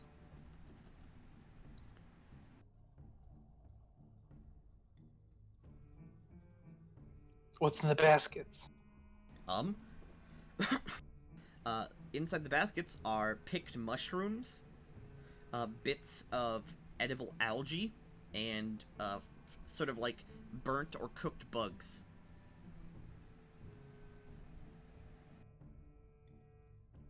How about the water over here? It's deep. It's another cave. This is murky water that you cannot tell. This whole place is carved out of mud. It is just mud all the way down. Well, I guess we should continue, yes? I think so. If you'd like, I can take up rear since I can breathe underwater. That would probably be best for Jura, who is basically held behind for that most of that fight. Yes, I can give myself a swim speed, but I cannot breathe the stuff. Alright, we hop in. The murky water leads to...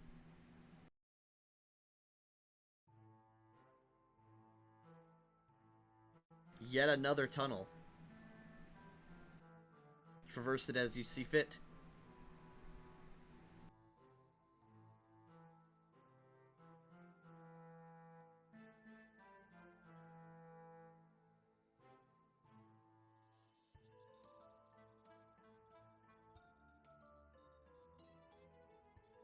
Jura, as your head peeks through the small hole, you hear the sound of bells ringing and croaking.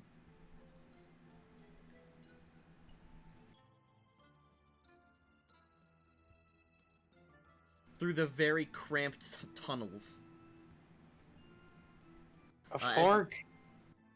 As you peek up, you hear croaking from almost all directions, and you hear the sound of people scrambling.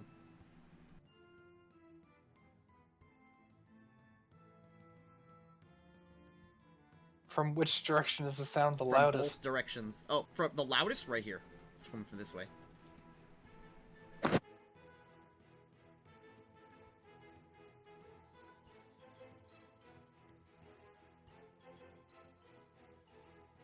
You peek up into this mud-covered cavern. Jura, do you want to move forward? We're gonna go this way. Okay. You see here, there's a curtain covering this area, and behind it you can hear the sound of people scrambling in boxes, people drawing weapons, and croaking. A lot of croaking. Very sneaky. Gonna look behind the curtain. You peek.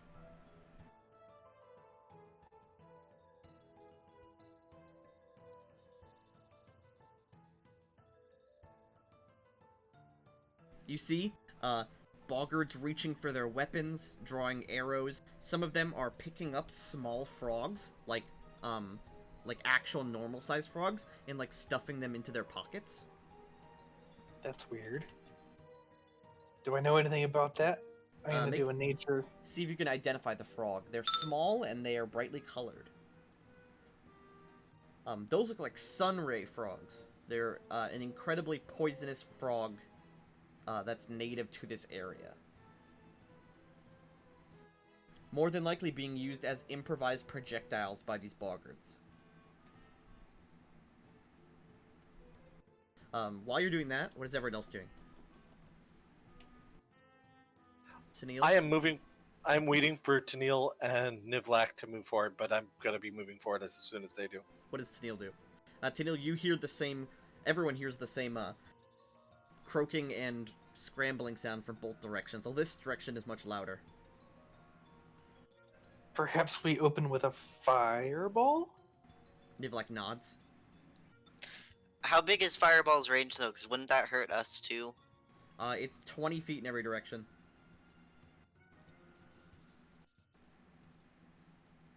Tennille, make a perception check.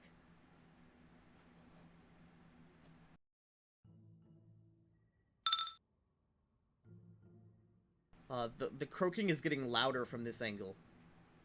I'm gonna draw my bow and get ready to fire.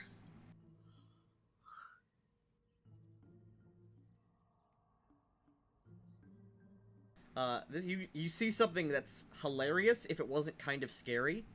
Let me get this for perfect view.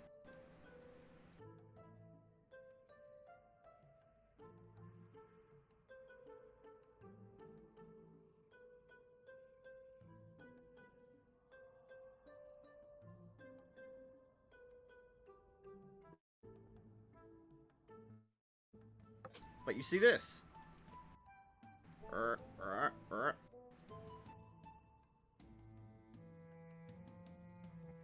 God damn it. As soon as they come through, I'm gonna fire a rapid shot. Alright. You see a lot of boggards. I like the one that's facing the wrong way. He's just excited that he's Okay, you fire your shots.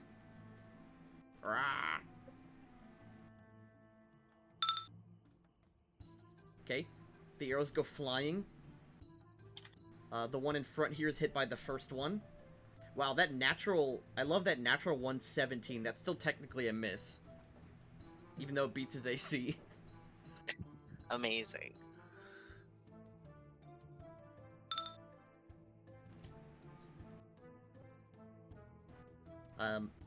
These boggards turn towards the with their weapons drawn and get ready to fight. And the boggard rangers draw their tridents. Is it initiative time? Yes, this is probably the biggest fight that will ever happen in this campaign. So, what I'm gonna do is I'm just gonna roll all of the boggard types at once, so I don't have to count, like, boggard 38's initiative. Or something, like, something really dumb like that. That makes sense. But get ready. Oh, I guess no, the next biggest fight would have been the, you guys remember the invasion of the Mite Caves? Yes. Was Tennille there for that? No. Okay, yeah. That must have been when, Kobayashi was still part of the group. But yeah, the invasion of the Mite Cave was a crazy big war. I guess the next biggest fight would have been, if you guys had decided to, like, attack Hulkruka's stronghold straight up instead of just assassinating him.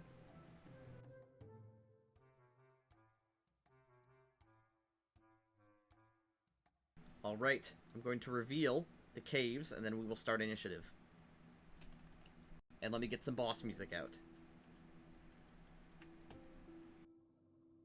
I don't expect this fight will kill anyone, but you might have to pull some stops.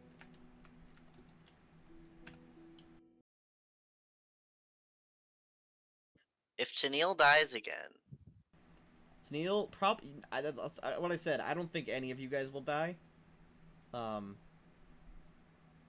But it might get a little tricky, and also it's gonna be a huge clusterfuck. Like,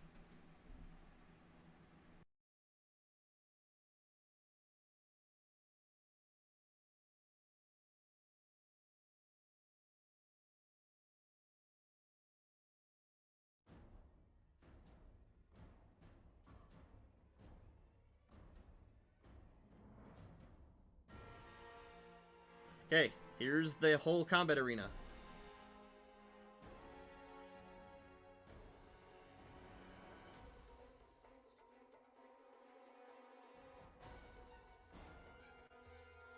I'm going to copy paste this boy here, put him here. Copy paste this boy here, put him here. And then the Slurk and the Sepoko will be their own initiatives. Oh, there shouldn't be two Slurks here. That should be another dude.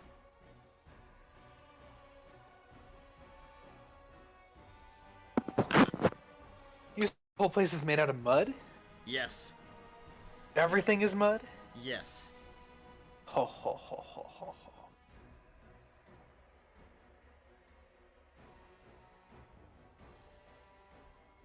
Okay, boss fight time. Roll initiative.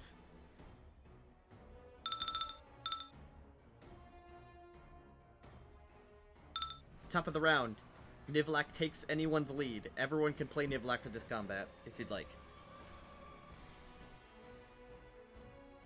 Could he do a fireball? He could do a fireball. And Would you could he like- do would you- the upgrade to it too? Here or here? Yeah, these guys. And something burning incantation.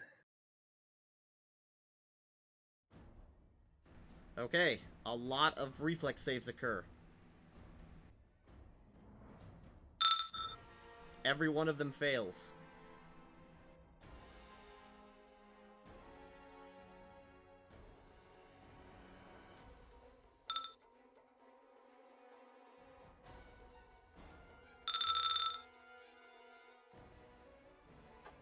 So yeah, that occurs. The mud around it is instantly baked into clay. And body parts and frog bits go everywhere as these guys just explode. There is a loud boom and this whole place shakes. Does the cave become blocked? No, but the walls immediately solidify.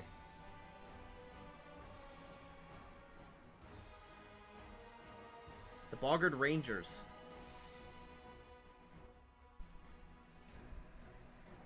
They rush and open the caves and see you. Ugh.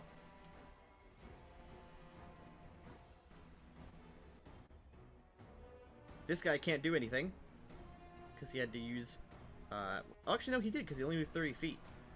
So they're all gonna draw their bows and shoot Jura.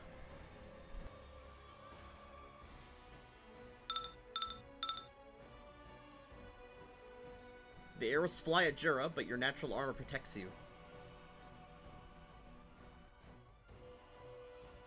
These Boggard Rangers are going to spread out. And these two will protect the king. This one can still see you, Jura, so it's going to shoot you.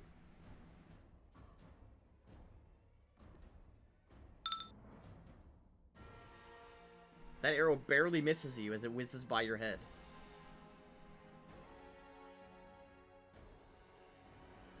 Sepoko will go. Alright. Let's do some spells. First things first.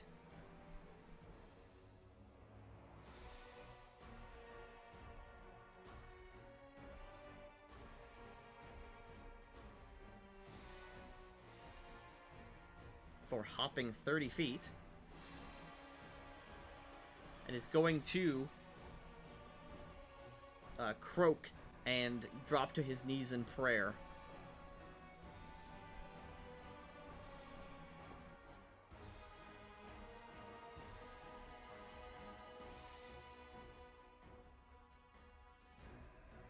Jura. Suddenly, the whole area you're standing in is engulfed in flames as he casts Flame Strike.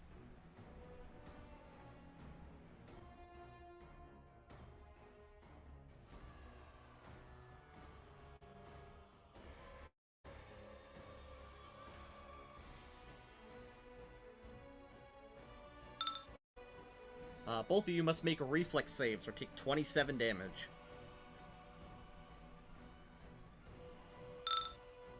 Jenna, fails.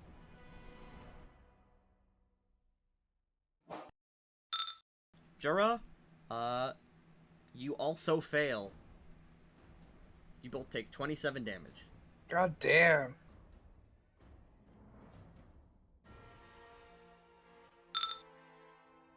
You are smitten by holy fire. Half of that is fire damage, and the other half is unavoidable holy damage. Meaning it cannot be reduced in any way. So I will just have the half of that, that is unreducible, just hit Jenna right in her DR. Because I see no reason not to. Jura. Suddenly you're on fire, and then suddenly you're not. Did it hurt? Considerably. Yep. That seems expected. Alright. Alright, I'm putting Earth focus on me and Jenna. Okay, you and Jenna attune yourselves to the mud around you.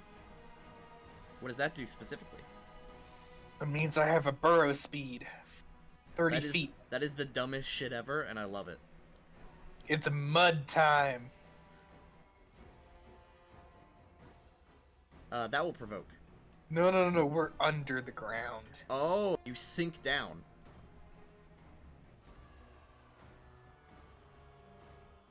Alright. You and Jenna attune yourselves to the mud, and Jura, you sink down into the mud and start swimming through it. Farnir. There's fire everywhere. Jura sinks into the mud.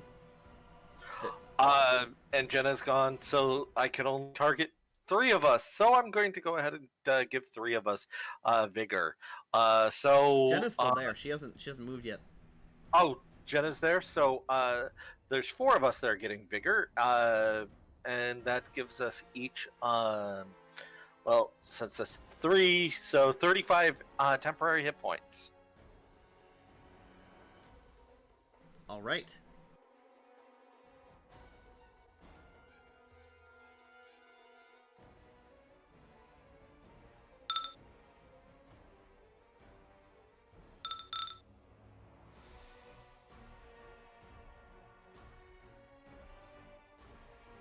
All right. Everyone feels invigorated and boosted. Anything else, Varnir?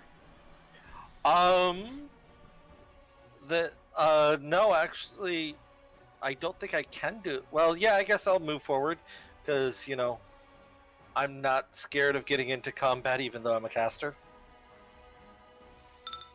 Tennille. There's explosions everywhere. You feel great. It's muddy. I'm just vibing. Okay.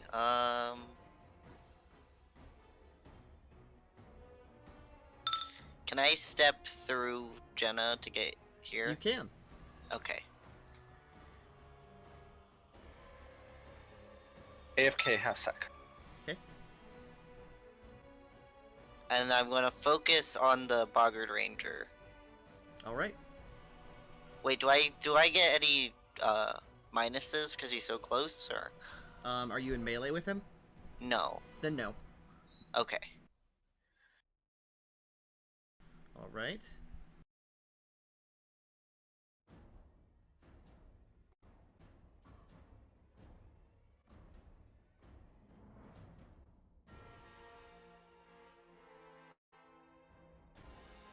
All right, he takes 9, 8, 17 damage. The arrows hit him square on, although he doesn't seem too bothered. These dudes are pretty beefy boys.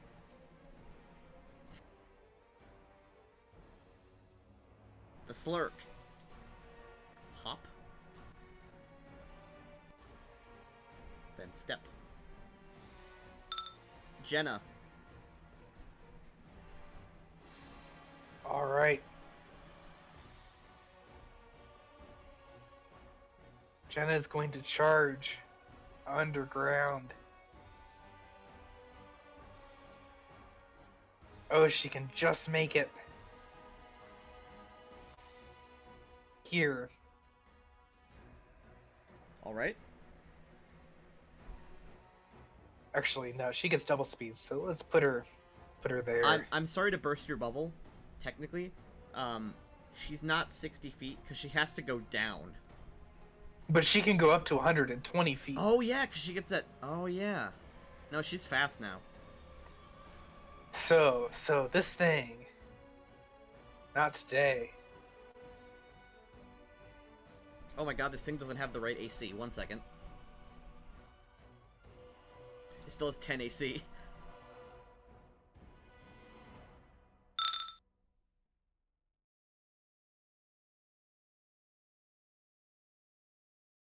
And actually, hang up. I'm gonna make some trips.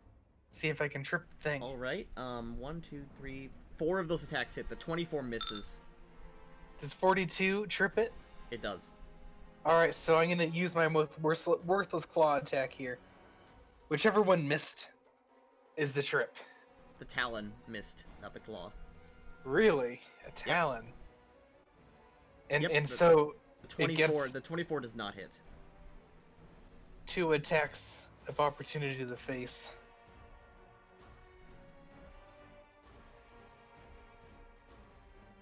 I will make these.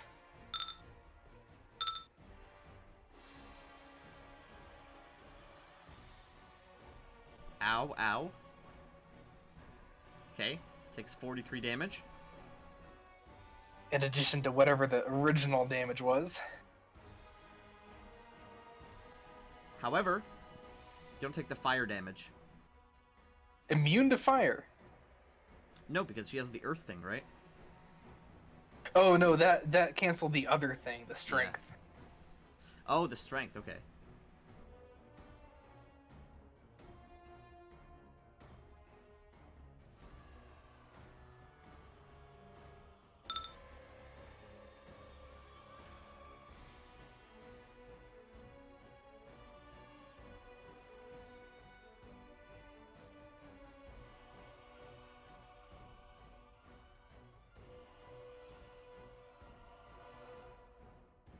Boggards. Wait, what about the original attacks? Oh, the original attacks, okay. Let's see. Trip 26, 22, 20, 19. I have to count all this.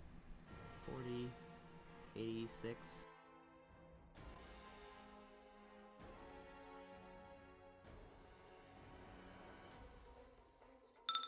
He's immediately unconscious. Fuck yes. I have to find a way to nerf Jenna, or get around her somehow. All the Boggards will go. They rush over to protect their king.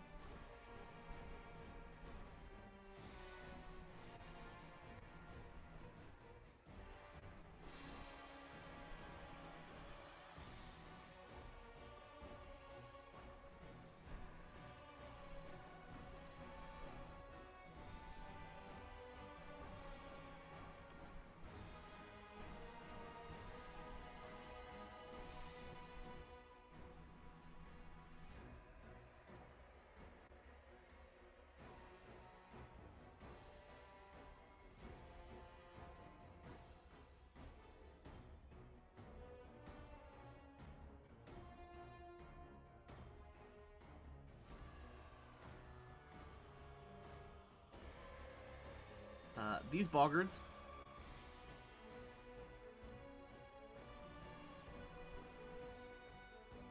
That'll provoke from Jenna. How many provokes here? 1. For Boggart, which number? 24.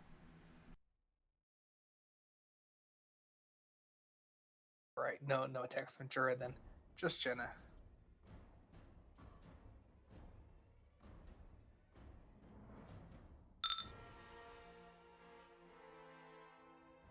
Okay.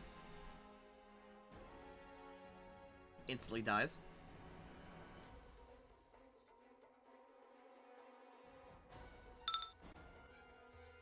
They then pummel Jenna with their clubs.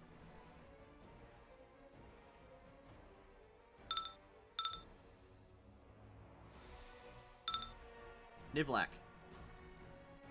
5-foot step. Fireball. Now, if he gets one of us in the fireball, can't Vernier redirect that damage? To another one of you, yes. Yeah, I can't redirect it to just a random person. Oh, it has to be in the collective. Yes, my whole shtick is I make people join the collective so that I can do bad things to them.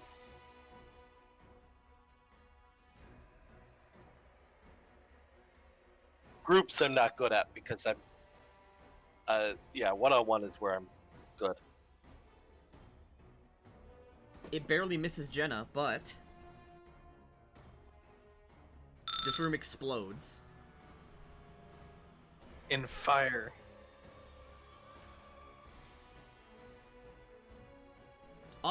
Surprisingly, the Rangers still seem pretty fine, even after taking the fireball face first. The Boggard Rangers.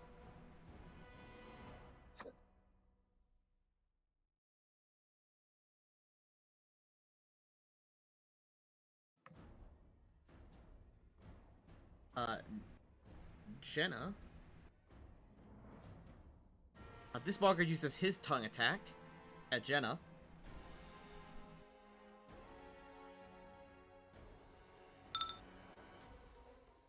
Alright. That hits her touch. Oh, no, Tiger's Defender. Ty goes to defender. The other one uses his tongue. That actually Yeah, hits. that And then definitely- he will reel in his tongue.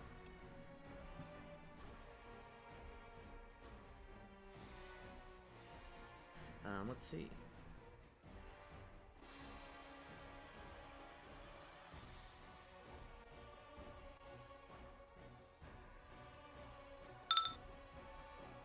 Jenna is dragged 10 feet.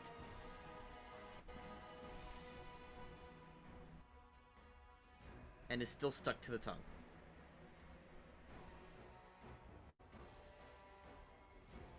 That doesn't provoke from the Boggards though? It doesn't, because it's force movement.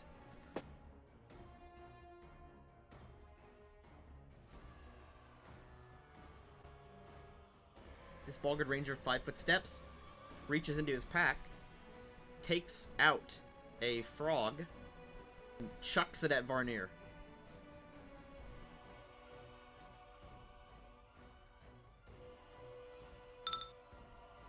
Varnir.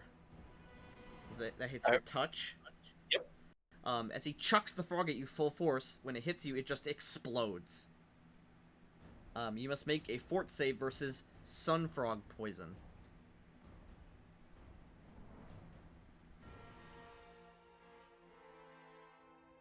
It's kind of hilarious in a, like, gross way.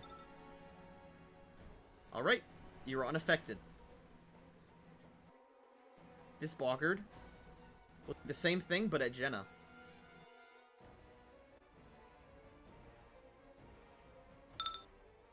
You want to guess how many frogs each of them has per fight?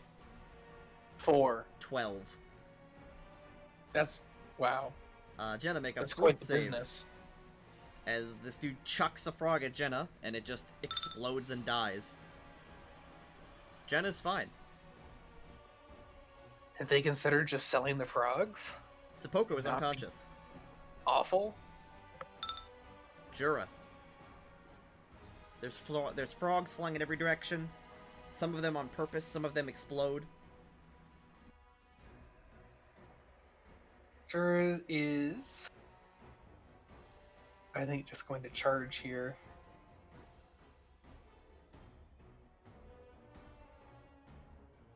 Okay, you charge through the wall.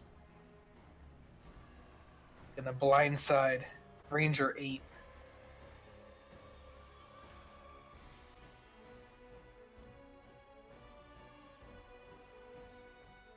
Okay, make your attack. Ow. You stab him right in the side. He's hurt, obviously, but he still looks okay. Varnir, you've been hit with a frog.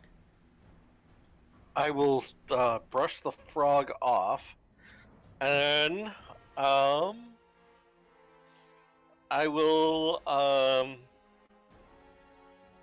try joining the person next to me into the collective.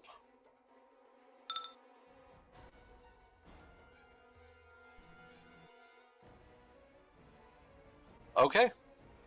Such powerful will. I will go ahead and try it one more time using my psionic focus to do it as a move action. Thank you for joining us. And that's me. Alright. Tennille.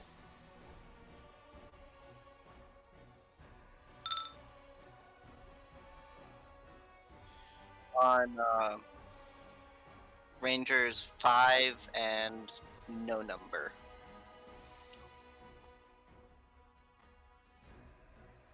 So you hit the first one for 41 damage,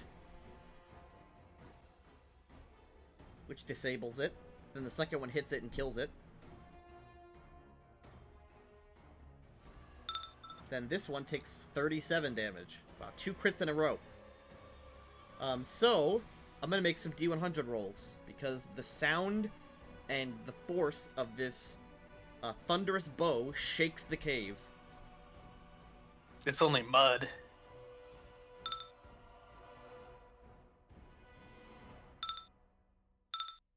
Alright. It shakes the cave pretty severely, but nothing serious happens. Let me just remove all the dead boys. In the meantime, Jenna's turn.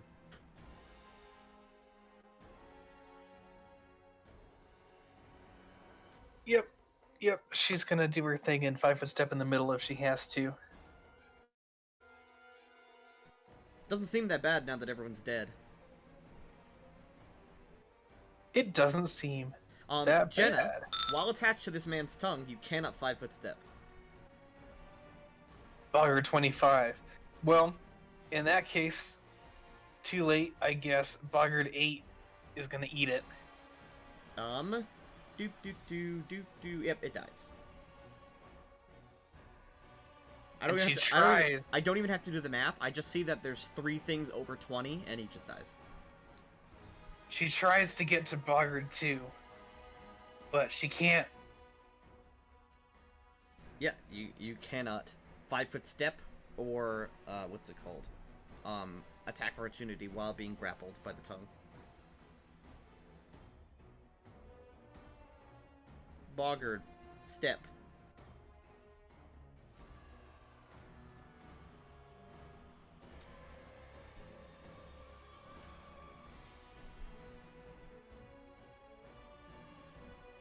Nivlek doesn't have a melee weapon, so they can just walk right by him.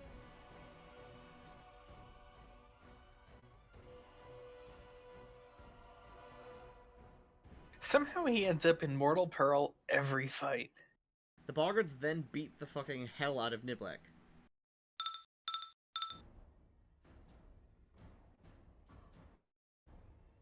Nivlek takes a clean 9 damage. As a bunch of frogs with sticks jump him. Although, it's just takes away from temporary HP. So it hits him, but he doesn't really even feel it that much. Boggart 2 will attempt to stick Varnir with his tongue.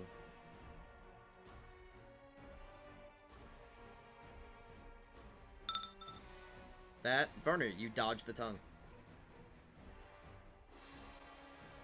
This Boggart down here will beat Jenna with his stick.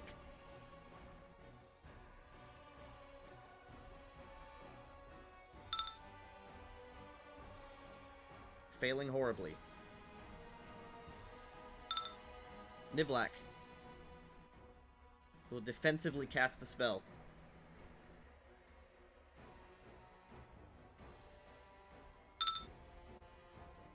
And he shoots a cone of fire in this direction.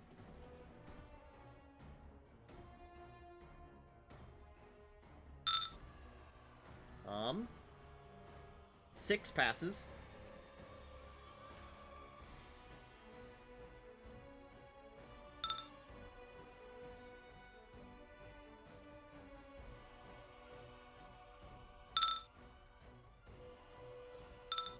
Shoots a cone of flames out, singeing all these frogs, but can't really do much else.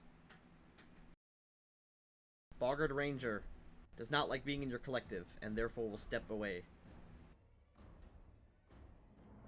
You know what now? He just wants to hit you. Yeah, that's probably the better choice. Power attack. Unfortunately.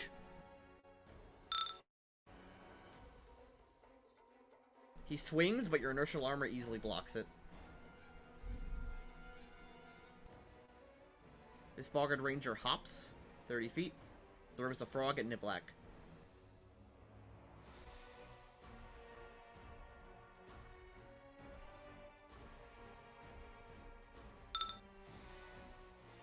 frog smacks Nivlak right in the face.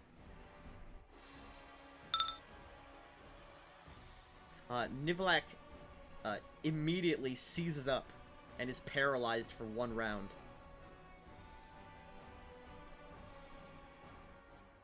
That is incredibly overpowered poison, but it's only DC 13. So Nivlak is hit in the face with a frog and just freezes and falls over. Tennille and Varnir both see this happen. Jura. Oh wait, nope. Sorry. These rangers forgot to go. This one hops. And they both throw their frogs at Jenna. No frogs. Yes, frogs. Jenna, make a fort save. You're fine. Just the one. Yep. 'Cause only No one of them, frogs. yeah, only one of them hits. Jura. Alright, so it's Boggard 25 that's got Jenna tongued. Nope, it's Bargard Ranger 2. Just behind Boggard 25. Nope. This one right here I'm pointing at. Mm. Yeah, he could charge it.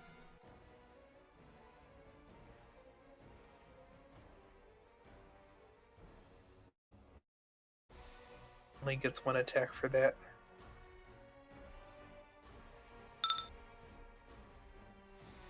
You jab this Boggard.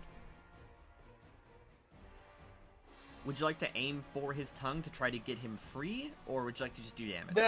That's the goal. It's all about getting Jenna free. This is ignominious. Okay, for that's her. enough damage to slice the tongue enough that he retracts it in pain.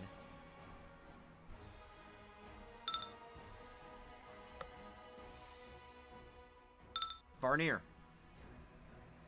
There's frogs everywhere. It's... Move action to become focused, and then we'll go ahead and do my second one of these today. I am transferring the... as I remember, you said it was... Paralyzed. paralyzed, unfortunately. Is not on the list. It is not. Oh, I can't do paralyzed until stunned. next level. Yeah. Next level I can do paralyzed. Well, then never mind. I'm not going to do that. I am going to just go ahead and nobody's hurt really. Is Jura hurt? No. No? Nobody's really hurt. You guys are beating ass. I am going to do a spend 1 power point to do a pulse, which is a free action. If Jura's not hurt, why does it say 58 out of 85? Oh, you are hurt. Oh, Jura is hurt. Okay. Oh yeah, both of you, because you guys got the flame thing. So we're going to go ahead and do a pulse, and then we'll do a drain health.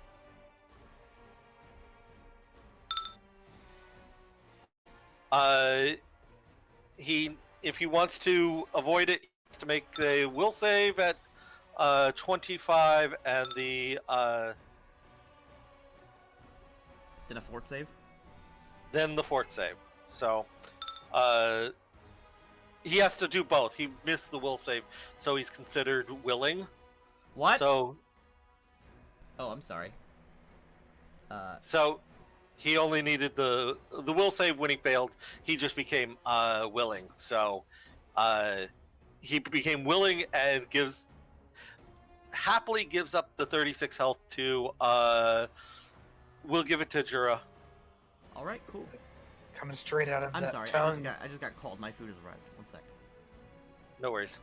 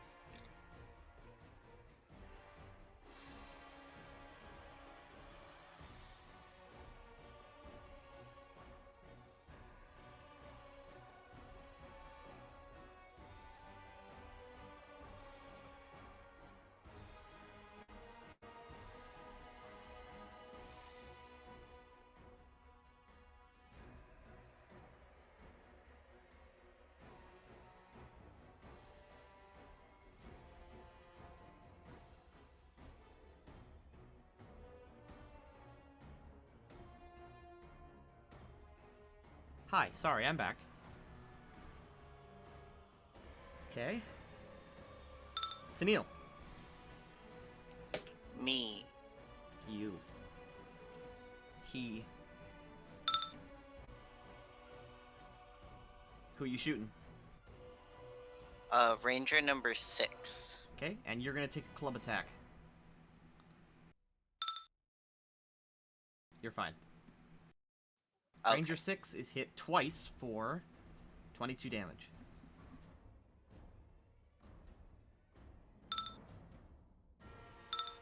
Jenna. Alright, so she's still anchored to Boggart. She Ranger is. 2 here. She is anchored, yes. Man, I got a sub sandwich from Firehouse Subs. It's pretty good.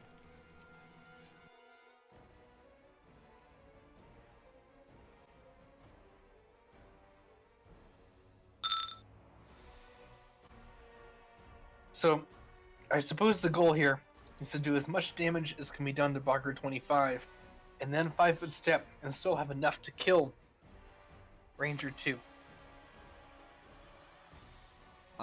Jenna cannot 5-foot step because Ranger 2 is still attached to her.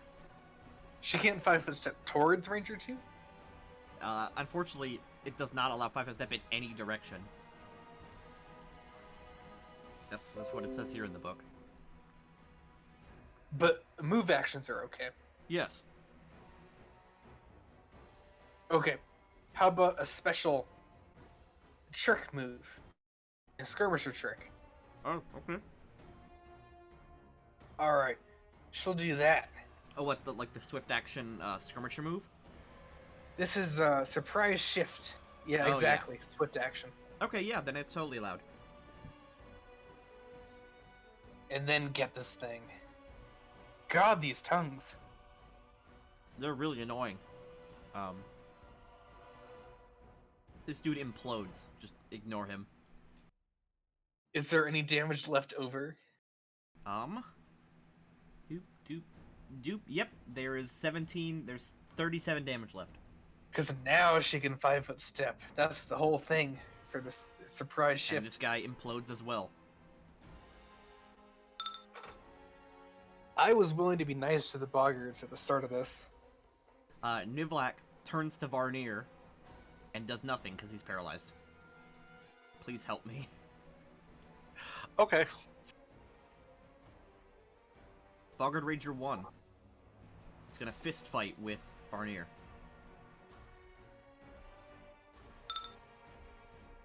That actually hits for 18 damage. Which I assume he will take then. Yeah. You gonna spend the points to reflect it? No. I don't think I care that much. I'll just take it. Okay.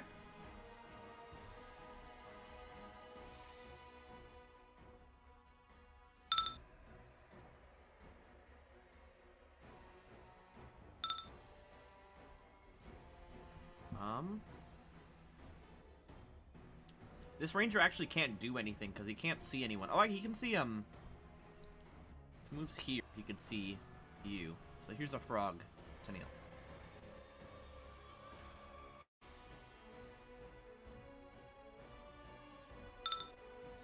Tennille, you expertly dodge the frog.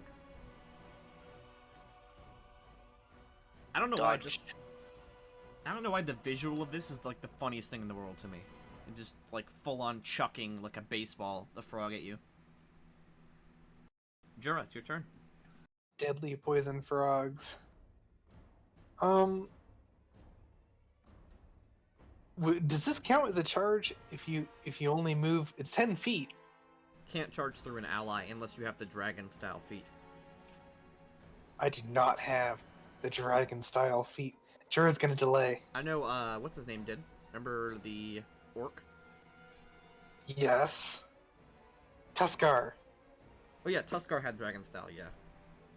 our one-session orc, who managed to kill somebody in the party. 2 of them. 2 people in the party. 2 people in the party.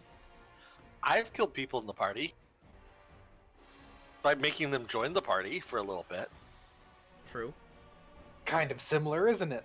The collective.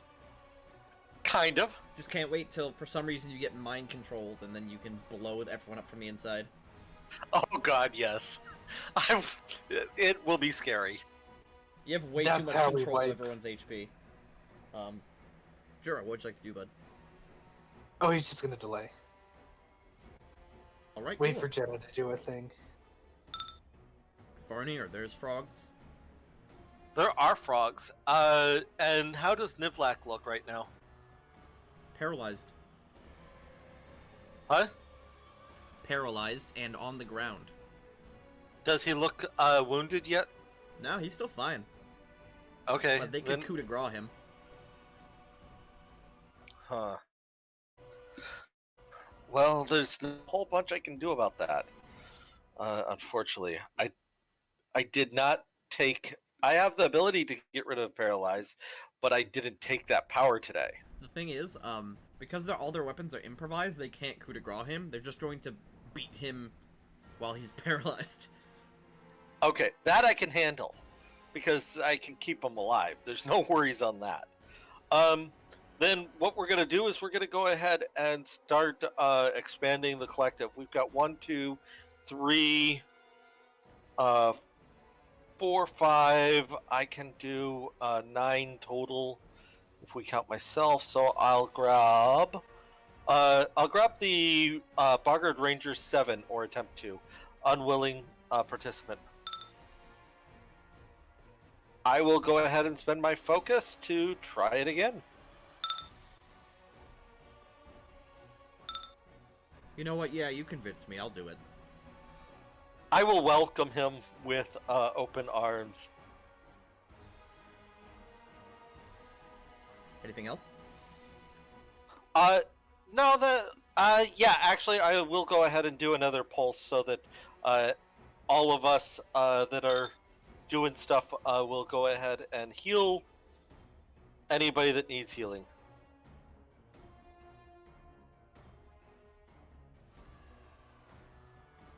Okay, that's about it.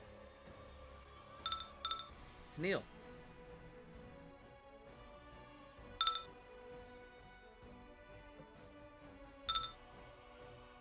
Hell yeah. That's 2 more cave-in chances. That's fine. Who you shooting? And also you'll be clubbed. I want to focus on number 7. Okay. First, use your club. Amazing. That's technically not the roll. That's the roll. Oh. Number 7, with all your attacks, he just explodes.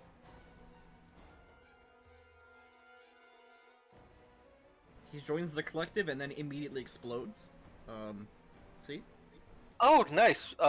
How many hit dice did he have? He had 8 hit dice. Okay, so I have 8 power points to go ahead and blow this upcoming turn. You absorb his life energy as he dies. Alright.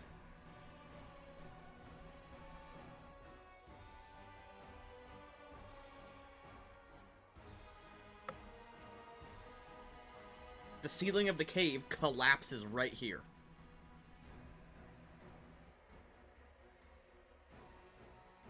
That's gonna be inconvenient later. These 2 guys immediately die.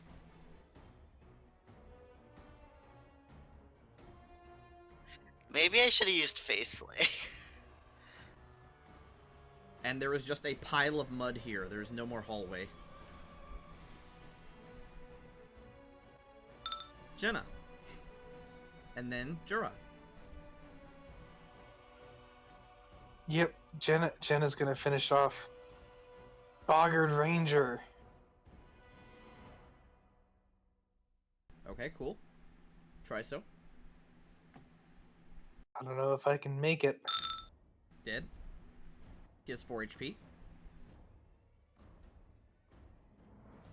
Now it's Jura's turn. And Jura is just sort of gonna walk her And what's the deal? What's the deal with the boss here? Is it dead? He's dying. Can we like coup de grace it or something? You want to just stab him? I do. You could stab him. You can't coup de grace him, but you could stab him. Hopefully he dies. I mean, that thing is magical. It scares me. That's a Just natural the first one. one. So, And it's a fumble. you actually miss him, despite the fact that he's laying unconscious. You stab the ground, and you just stab the ground. There's like a full 5 seconds of silence. The Boggards will go. They all beat paralyzed Niflak.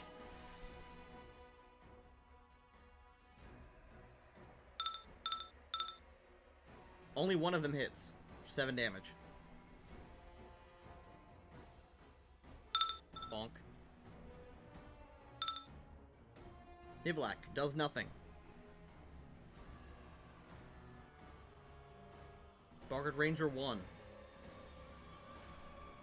Backsteps.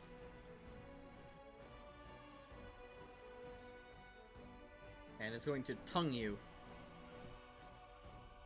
Okay.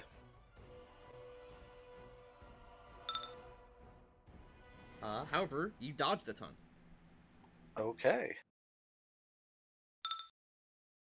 Jura, that is not you, because you're now last, because you delayed till after Jenna. Last. Varnir. You dodge a tongue. Okay, so, nobody's hurt, and that's about what I do. So, I guess I will, join Boggart 14 to the collective. Oh, and and regain my focus. Okay. And throw out another pulse.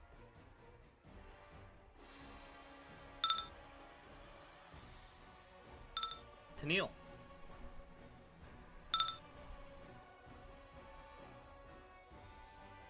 I'm gonna switch to my dueling sword.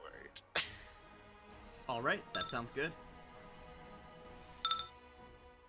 Slice, slice.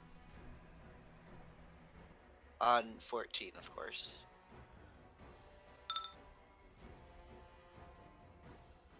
Jenna. And then Jura. Can Jenna get around Jura here? Don't you still have a burrowing speed? That's right. I didn't take that off. All right, and she's gonna get this boss thing though. No more magics. Dead. He's dead.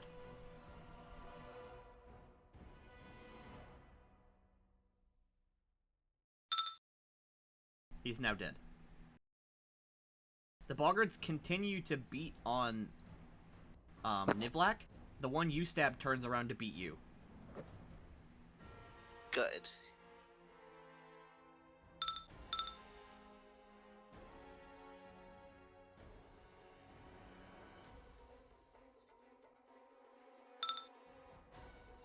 They swing their sticks wildly. Even paralyzed Nivlak is relatively unaffected.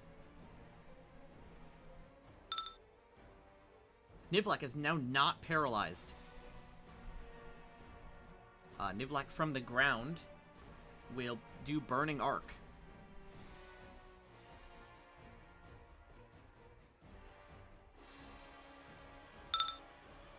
Alright.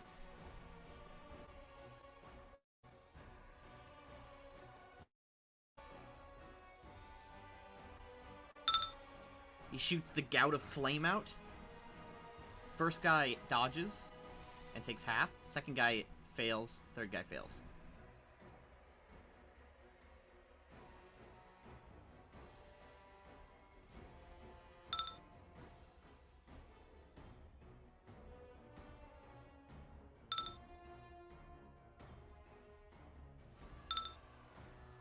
Oh, that's plus 24. That should be plus 2. So, this guy takes 7. This guy takes 23. This guy takes 24.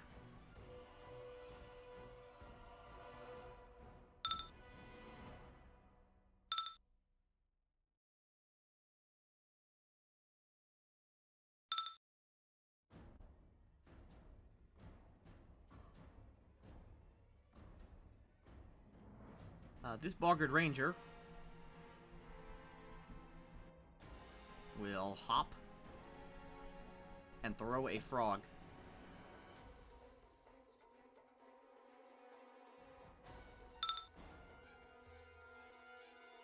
Touch. Jenna, make a fort save.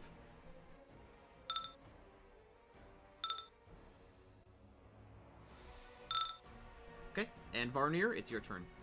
Yeah, she fine. There's like frog guts everywhere, all over Jenna. She's had so many frogs thrown at her. Are they at least tasty? Yeah, I was gonna say I don't think Jenna would be too upset. They're poisonous, so Jenna could eat them. She might get sick. They sound tasty though.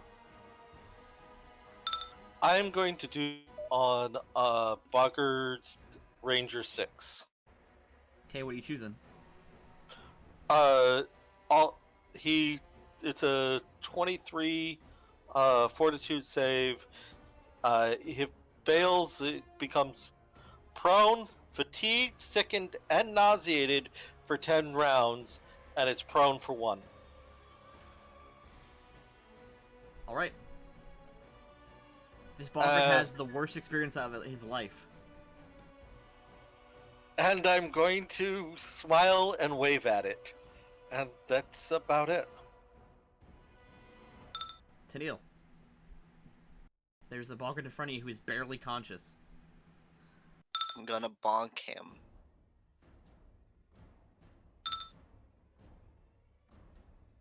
You're critting a lot. Yeah, apparently. At least it wasn't Sky Shot this time. You stab the Boggart through the gut, and it falls over dead. Oh, also, Nivlek wanted me to mention, didn't he take Shape Earth? Oh, yeah, he could do that. He could get you guys out of here through Shape Earth. They can shape stone, but that's not gonna help here. Oh, wait, no, he didn't take Shape Earth. Will shaping stone help here? Yes. Because I can do that.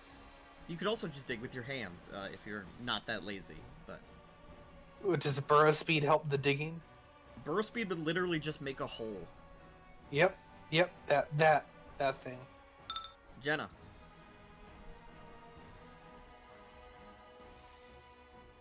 This one. Aw, fuck. This one. That's the one. We got a charge. Man, Pounce is so broken. I love Pounce. Dead. My cat had that ability. Ah. It legitimately hurts.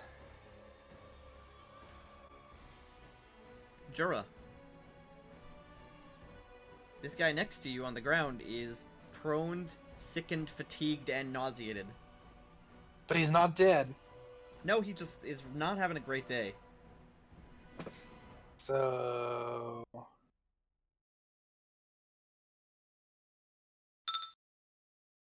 Just the one. The first one. That hits.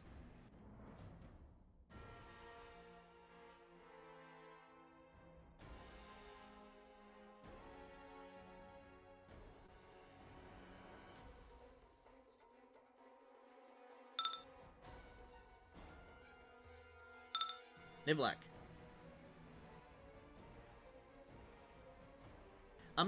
We're just doing a show off now.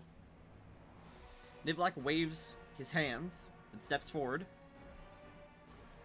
And is then going to cast Phantasmal Killer. Just because might as well flex, right? First things first. The frog gets a save to see if he believes Nivlak.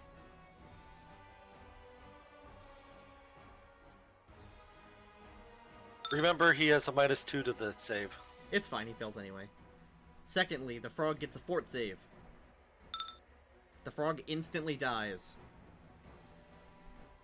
as Nivlak scares it so bad that it has a heart attack and dies.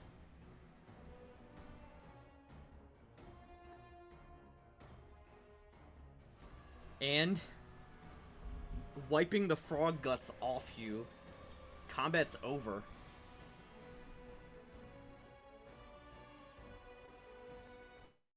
But we haven't found the snake lady. True, there appears to be no snake lady, although there's a ton of dead frogs now. And like, some of them are on fire still. Shasha warned us the snake lady might be here, and there's still caves to explore. The room that you're in right now, Jura, I can explain it to you. 1 second.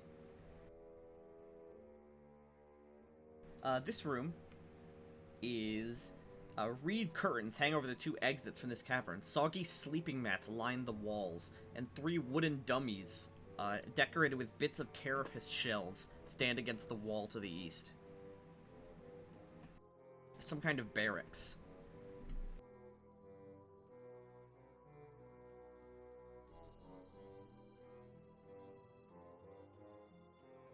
Okay, what do you guys want to do? Well, let's dig a hole back through the cave-in just to make sure we have our bases covered for the exit. Alright, with your burrow speeds, that becomes very, very minor of an issue. After, like, maybe 10 minutes of, like, full digging and trying to get everything out of the way, you could clear pretty much the whole hallway.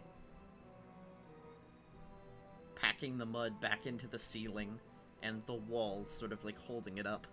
Although the hallway is tighter, it's still traversable.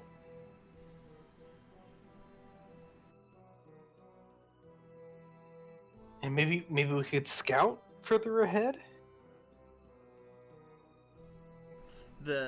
Now that everyone is dead, this place is dead silent. There's no noise at all. Doesn't seem like the Naga was here after all.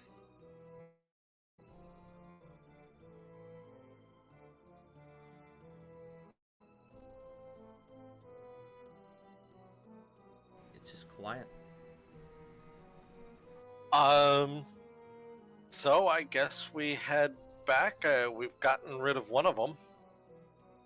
We should at least, sort of tick off all these tunnels, see what we can find. There's still the dead body of the king here. Yeah, what's on them? He has quite a few very shiny items. If Nivlak would like to come over here, he can make a spellcraft check to identify some of them.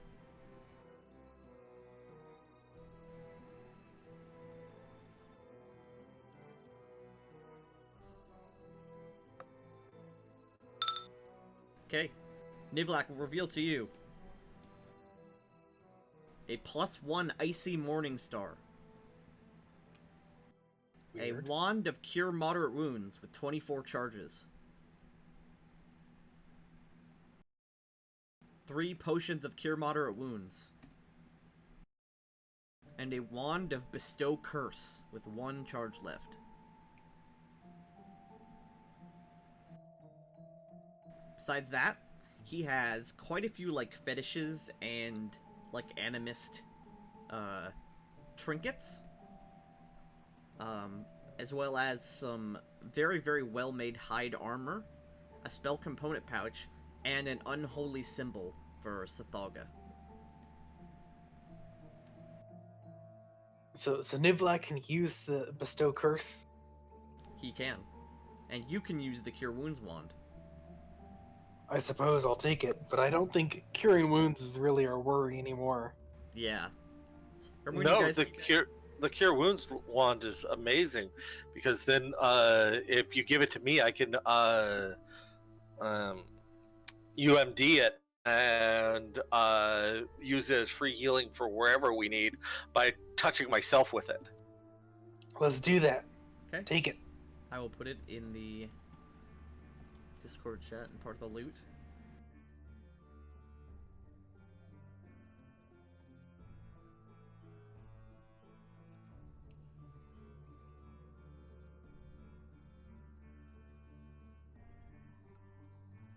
Besides the dripping of the mud and, like, pools of water, you hear nothing else after you sort of pick this guy's body clean.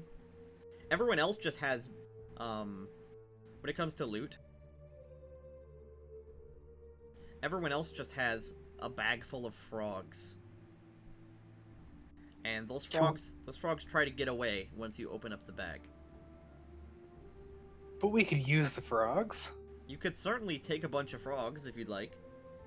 I'd like some frogs. The frogs are ranged weapons, unless you want to free them. The frogs are ranged weapons.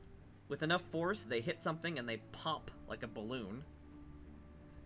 And when they pop, they must make a DC 13 fort save or be paralyzed for 3 rounds. Do I realize that they are used by popping? Yes, you were hit with one several times. I will not. Nope, I will free these frogs. Okay, now there's just a bunch of frogs hopping around. They're having great times.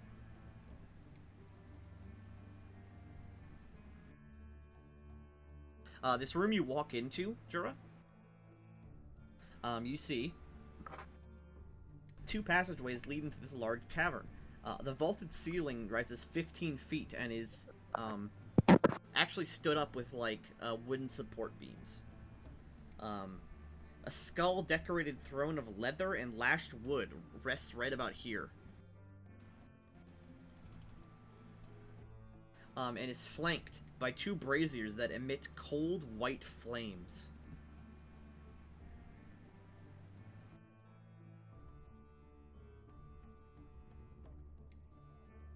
You see no living subjects, although this is clearly Sepoko's throne.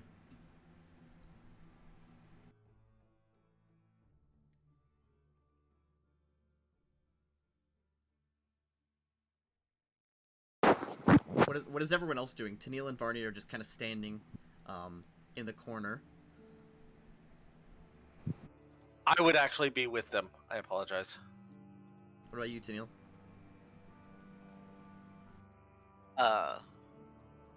Following. Nice. Yep, this throne room is extravagant as it can get when it's in a big mud ball.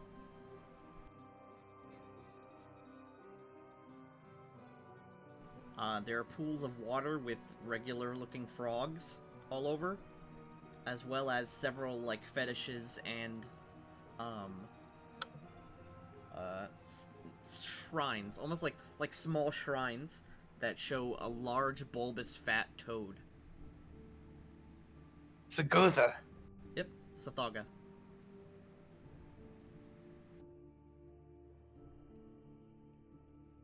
Besides that, you see there are 2 other exits to this cave, here and here.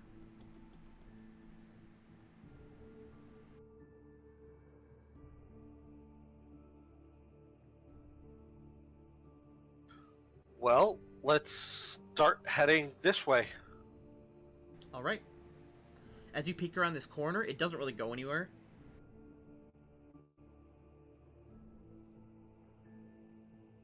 You simply see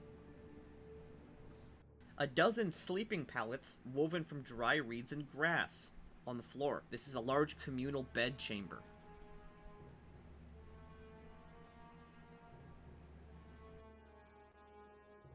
There's nothing in here whatsoever, except for, like, bits of frog that exploded everywhere.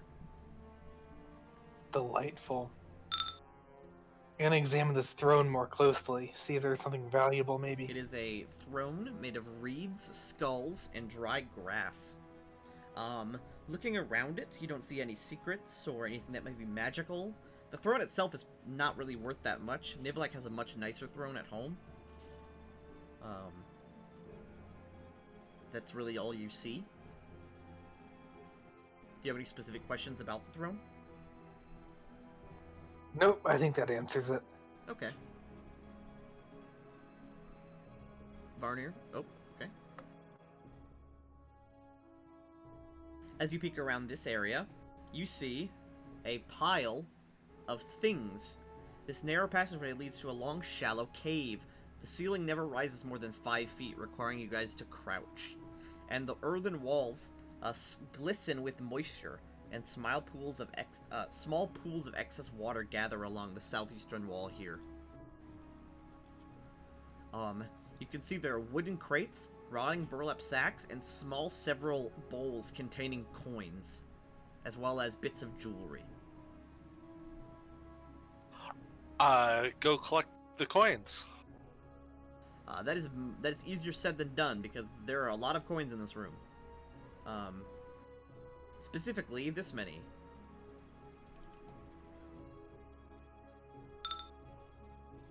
Oh, that should say 56 PP. Clearly, you've never seen Jenna play Collect the Shinies. A bunch of different coins of different mints. Like you see, like Dagger Dalen coins. You see like coins that are minted like in your place, like in Calexandria. You see like the stamp of Calexandria on some of these coins. Besides money, there's a bunch of different fetishes of different forest animals, like motifs, and small little trinkets that are worthless but very cool looking. And a box that is closed with a rudimentary padlock.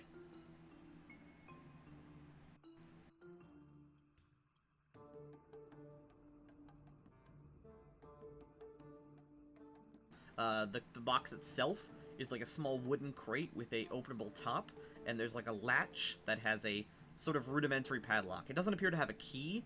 It appears to have some sort of other way of opening it. You're not exactly sure, at least not by looking at it right away. Would knock work? Nivlak says, yeah, well, I mean, I could try. It'll be my Give it last a second level try. spell. As long as you don't think this is dangerous magic. Nivlak walks in. He knocks on the box.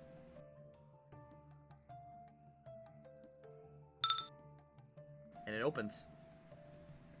Inside, there are 12 Dagger Dalen stamped gold ingots. The gold ingots are of considerable size, as well as a small bag containing 5 small vials of turquoise liquid, like clear water, almost.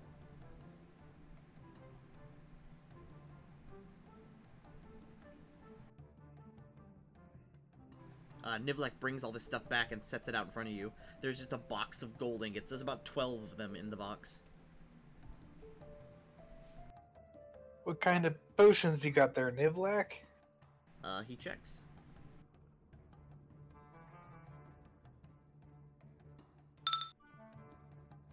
This is 5 potions of elixirs of swimming.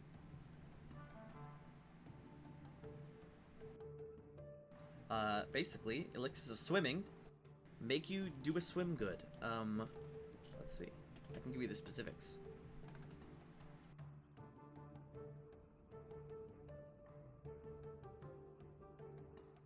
Elixirs of swimming. You drink one, and for an hour you get a +10 to swim checks.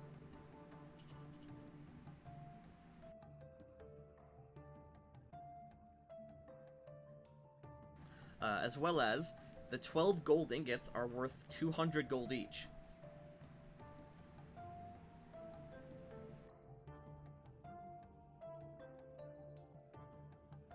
You guys are pretty quiet.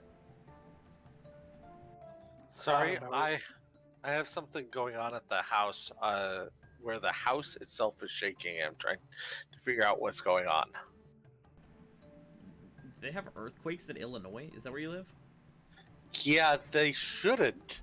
And I lived in California for a lot of years, and earthquakes shouldn't last this long, so I don't know what's going on. Sound waves. Maybe someone is like having a punk house meeting, like something in your basement. That would be interesting. Anyway, sorry. Oh, good.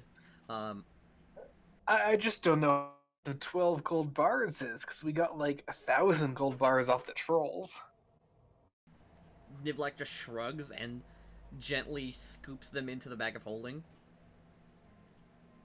It's free money. Well, we did have to kill a bunch of frogs. Nivlak shrugs again. At least Garum will have his spot back now. With nobody to rule over. Well, we didn't kill all the civilians. But we killed everybody of any importance. Good luck defending themselves now. Well, I mean, maybe Grim can bring them back to his little fort. The Hooktark That's Slough is something. really not a good place to live. Groom's place is way safer. He could take all the babies in, build some new castles. I mean, you guys have already like afforded him like an autonomous zone, like you did with the kobolds.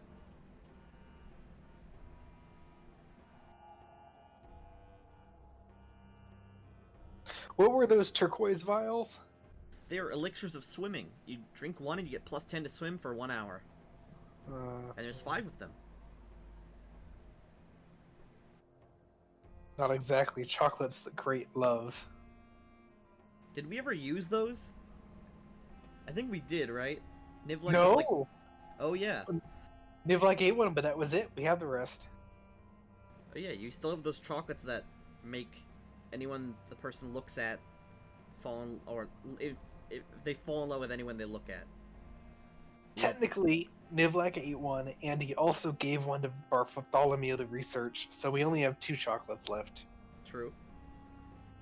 The most useless item that you guys repeatedly mentioned to try to use it on villains.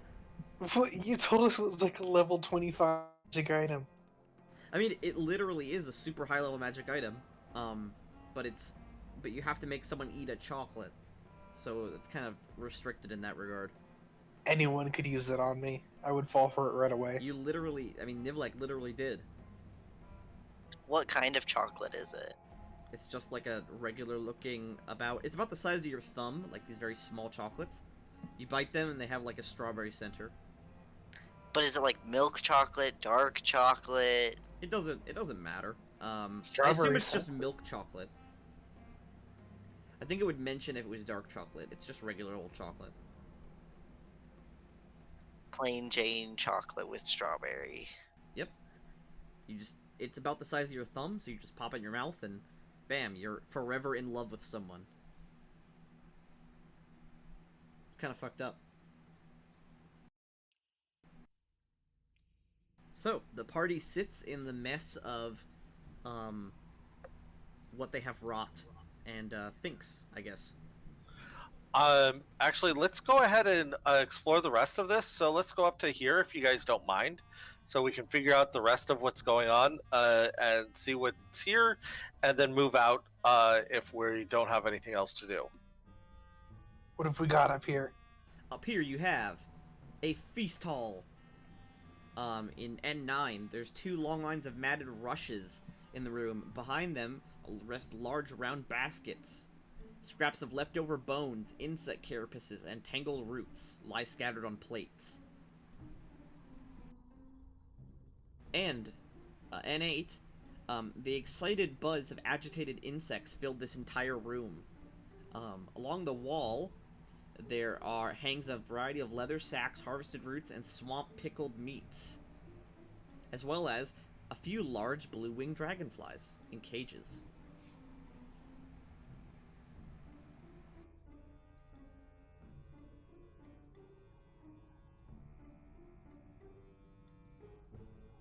And by quite a few blue-winged dragonflies, there's like 40 dragonflies in here, in different cages. And But they're the humanoid ones? No, they're just regular dragonflies. They're about No Okay. swords. They have about 8-inch wingspans. Okay. They're quite large, but they are otherwise harmless.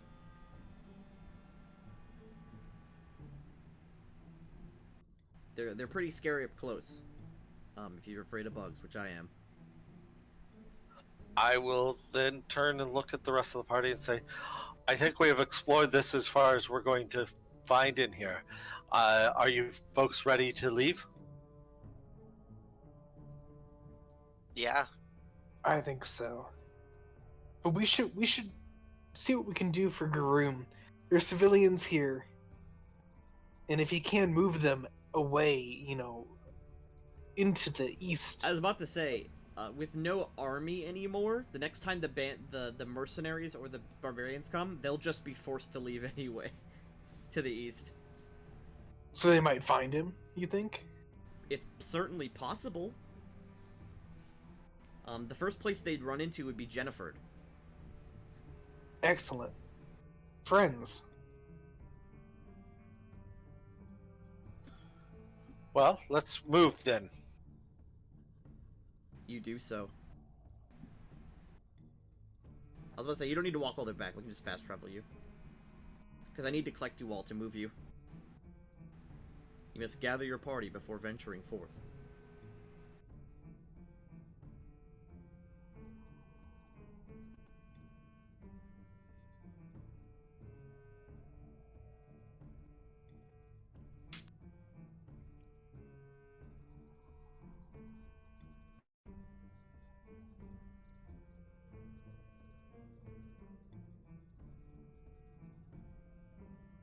As you guys emerge, you see the remnants of the boggards are gathering up weapons, food, anything they can, and are essentially preparing a defense as you guys walk out. Although this defense is nothing like what you face down there, and is most likely, like, here, I'll show you what's left of them. Here's all their combatants, watch this.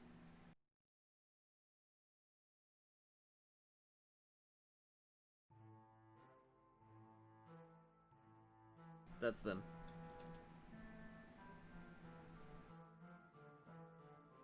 They have their bows drawn, but they are afraid and do not want to fire if they don't have to.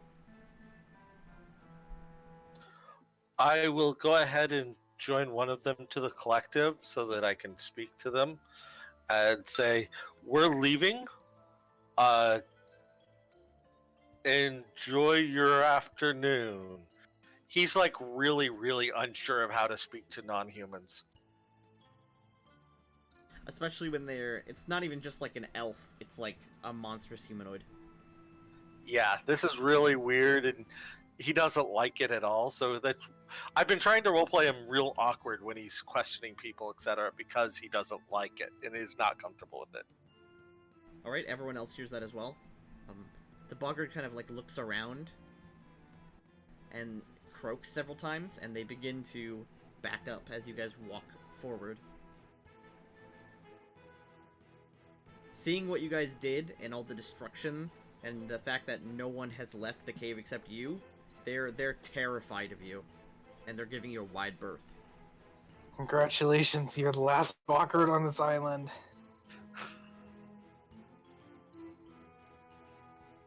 Not shown is about 24 children and non-combatant boggards.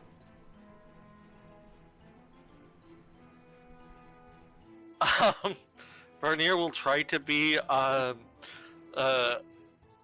pleasant and like trying not to be overly rude, but he's smiling and waving, but he's doing that really awkward smile where he shows too much teeth and it looks like he's almost threatening. Alright. Do you guys just bail? Yes? You guys are literally like the US. But We are! we should at least tell Garoom somehow. How? How do you tell Groom without walking back? Every single time I'm back in Alexandria, I think we need to set up a carrier crow system, and I always forget to do it. Nilak was gonna buy a, what's it called? He was gonna buy a, wand of sending, or something like that, like a scroll of sending. But he never got around to doing it. We gotta get some communication infrastructure up in this kingdom sometime. Gotta get a cell phone. Build some towers. Gondor calls for aid. At least, maybe we can tell people here, where Garoom is. Is there somebody who isn't a child? I mean, Varnir still is telepathically communicating with one of them. Yeah, like the prisoners. That means you can too. It's not just Varner. Yeah. We're gonna let the prisoners go, and we're gonna tell them where they can find Garoom, and that they probably should, because we killed everyone else. Wow. Okay. Everyone is horrified. This may impact your relationship with the Boggards in some point. But It's like the meme. It's like nobody liked that. yeah, the Boggards will remember that. And does the temporary HP wear off? Oh yeah, it would be gone by now. Okay, one sec. It is 10 minutes is how long it lasts.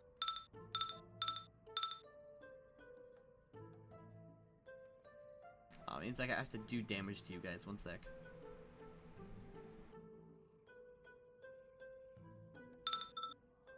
I'm sure losing temporary HP is a really terrible feeling. Suddenly you just feel normal again. Would it be a crime if I left the session early, or if we ended early, so that I could go take care of my animals and then go get Sam?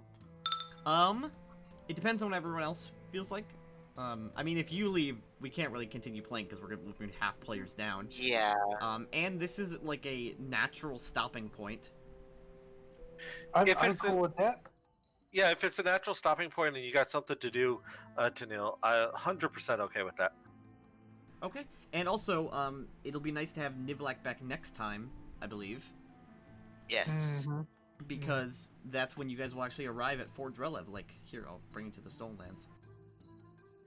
I told Nivlak about how he was getting bonked by a bunch of boggards. I mean, like, here. Like, it's right there. I doubt they got anything on the Boggart Kingdom, though. I mean, what This place Boggart was a Kingdom? I'll just, palace. here, let me just do this. They had a mud bowl. It's what Boggart Kingdom? Oh yeah, we killed them You've all. dissolved it. Sorry, Garoom. Have some children. I am sorry that Varnir is that creepy. It's very creepy. I just don't know how to roleplay the. If you take a look at the abilities I have, I don't know how to roleplay them without it being creepy. That's because Yeah, I mean, don't that's because think your you could. abilities are creepy. I've been trying harder to play Tanil as more, what's the word? Racist? What's the word? What's the word? What's the word? Okay, so we have two. You have two what?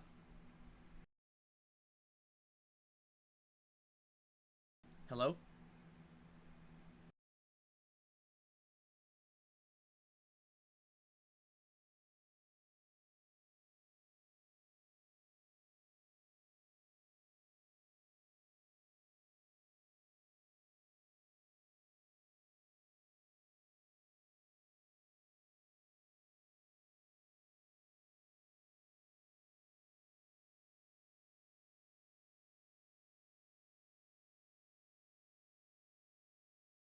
I'm sorry.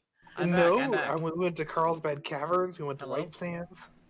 Oh, Hello? Carlsbad and White Sands are nice. Hi, Tanky. Hi, yeah, my internet imploded for several seconds. We noticed. What's everyone talking about? Well, we were talking about you, but now that you're here, we can't. Oh, okay. Banned. No. No. We were talking about New Mexico. Wow. Literally the worst state in the Union. You I can't. agree. Wow, and you even live there. They have so many bad. No. They're It's the literally land of they're, entrapment. they're literally radioactive to hell. Nebraska's the worst state. At least there weren't nuclear tests in Nebraska. Living No, in New but Mexico gives you a 1.8% chance of what's it called? A 1.8 better chance of catching cancers. Just Yeah. living there.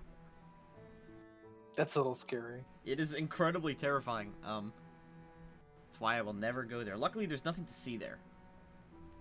Except for me. No. Kidding. We're gonna go to Vegas instead. Oh. I didn't know this. It's not even. You could probably walk to Vegas. What do you mean I could walk to Vegas? You guys are like a state away. I could walk to Chicago. It would take a I few live days. in the middle of New Mexico. I literally just think we should give the Southwest back to Mexico. Yeah. I mean, so many people think New Mexico is a part of Mexico, so. I mean, it was until like the 1800s. Yeah, No, but because that wasn't that long ago. It was only 200 years. Completely I justified never war. had a problem with New Mexico. I lived in there for a little bit. I'm sorry. I lived in the south side of Chicago, and I lived here in Wisconsin, in the south side of Wisconsin. I lived in Oklahoma for the first 3 years of my life. What happens there? Nothing. Just a lot of racist people. And, spiders. Yo, same. Wisconsin was the headquarters for the northern section of the Ku Klux Klan. My dad, when we lived in Oklahoma, almost Specifically- got recruited for the Ku Klux Klan. Specifically in the city that I live in, which I will not say because I'm still recording. I actually, what's it called? The city that I live in currently was the headquarters for the Wisconsin Ku Klux Klan. They don't exist here anymore, but they used to. Amazing. Not amazing. Is it Milwaukee? Nope, I don't live in Milwaukee. Milwaukee is the most segregated city in the U.S., though.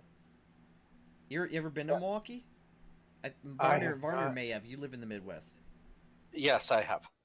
Milwaukee is literally the most segregated city, and you can tell because it's divided into 4 corners, and each corner is a different race. There's like the white neighborhood, the black neighborhood, Mexican neighborhood, and everyone else. As far as where I've lived in every single state west of the Mississippi line, and like 4 of the states east of it. Damn, why you move around so much?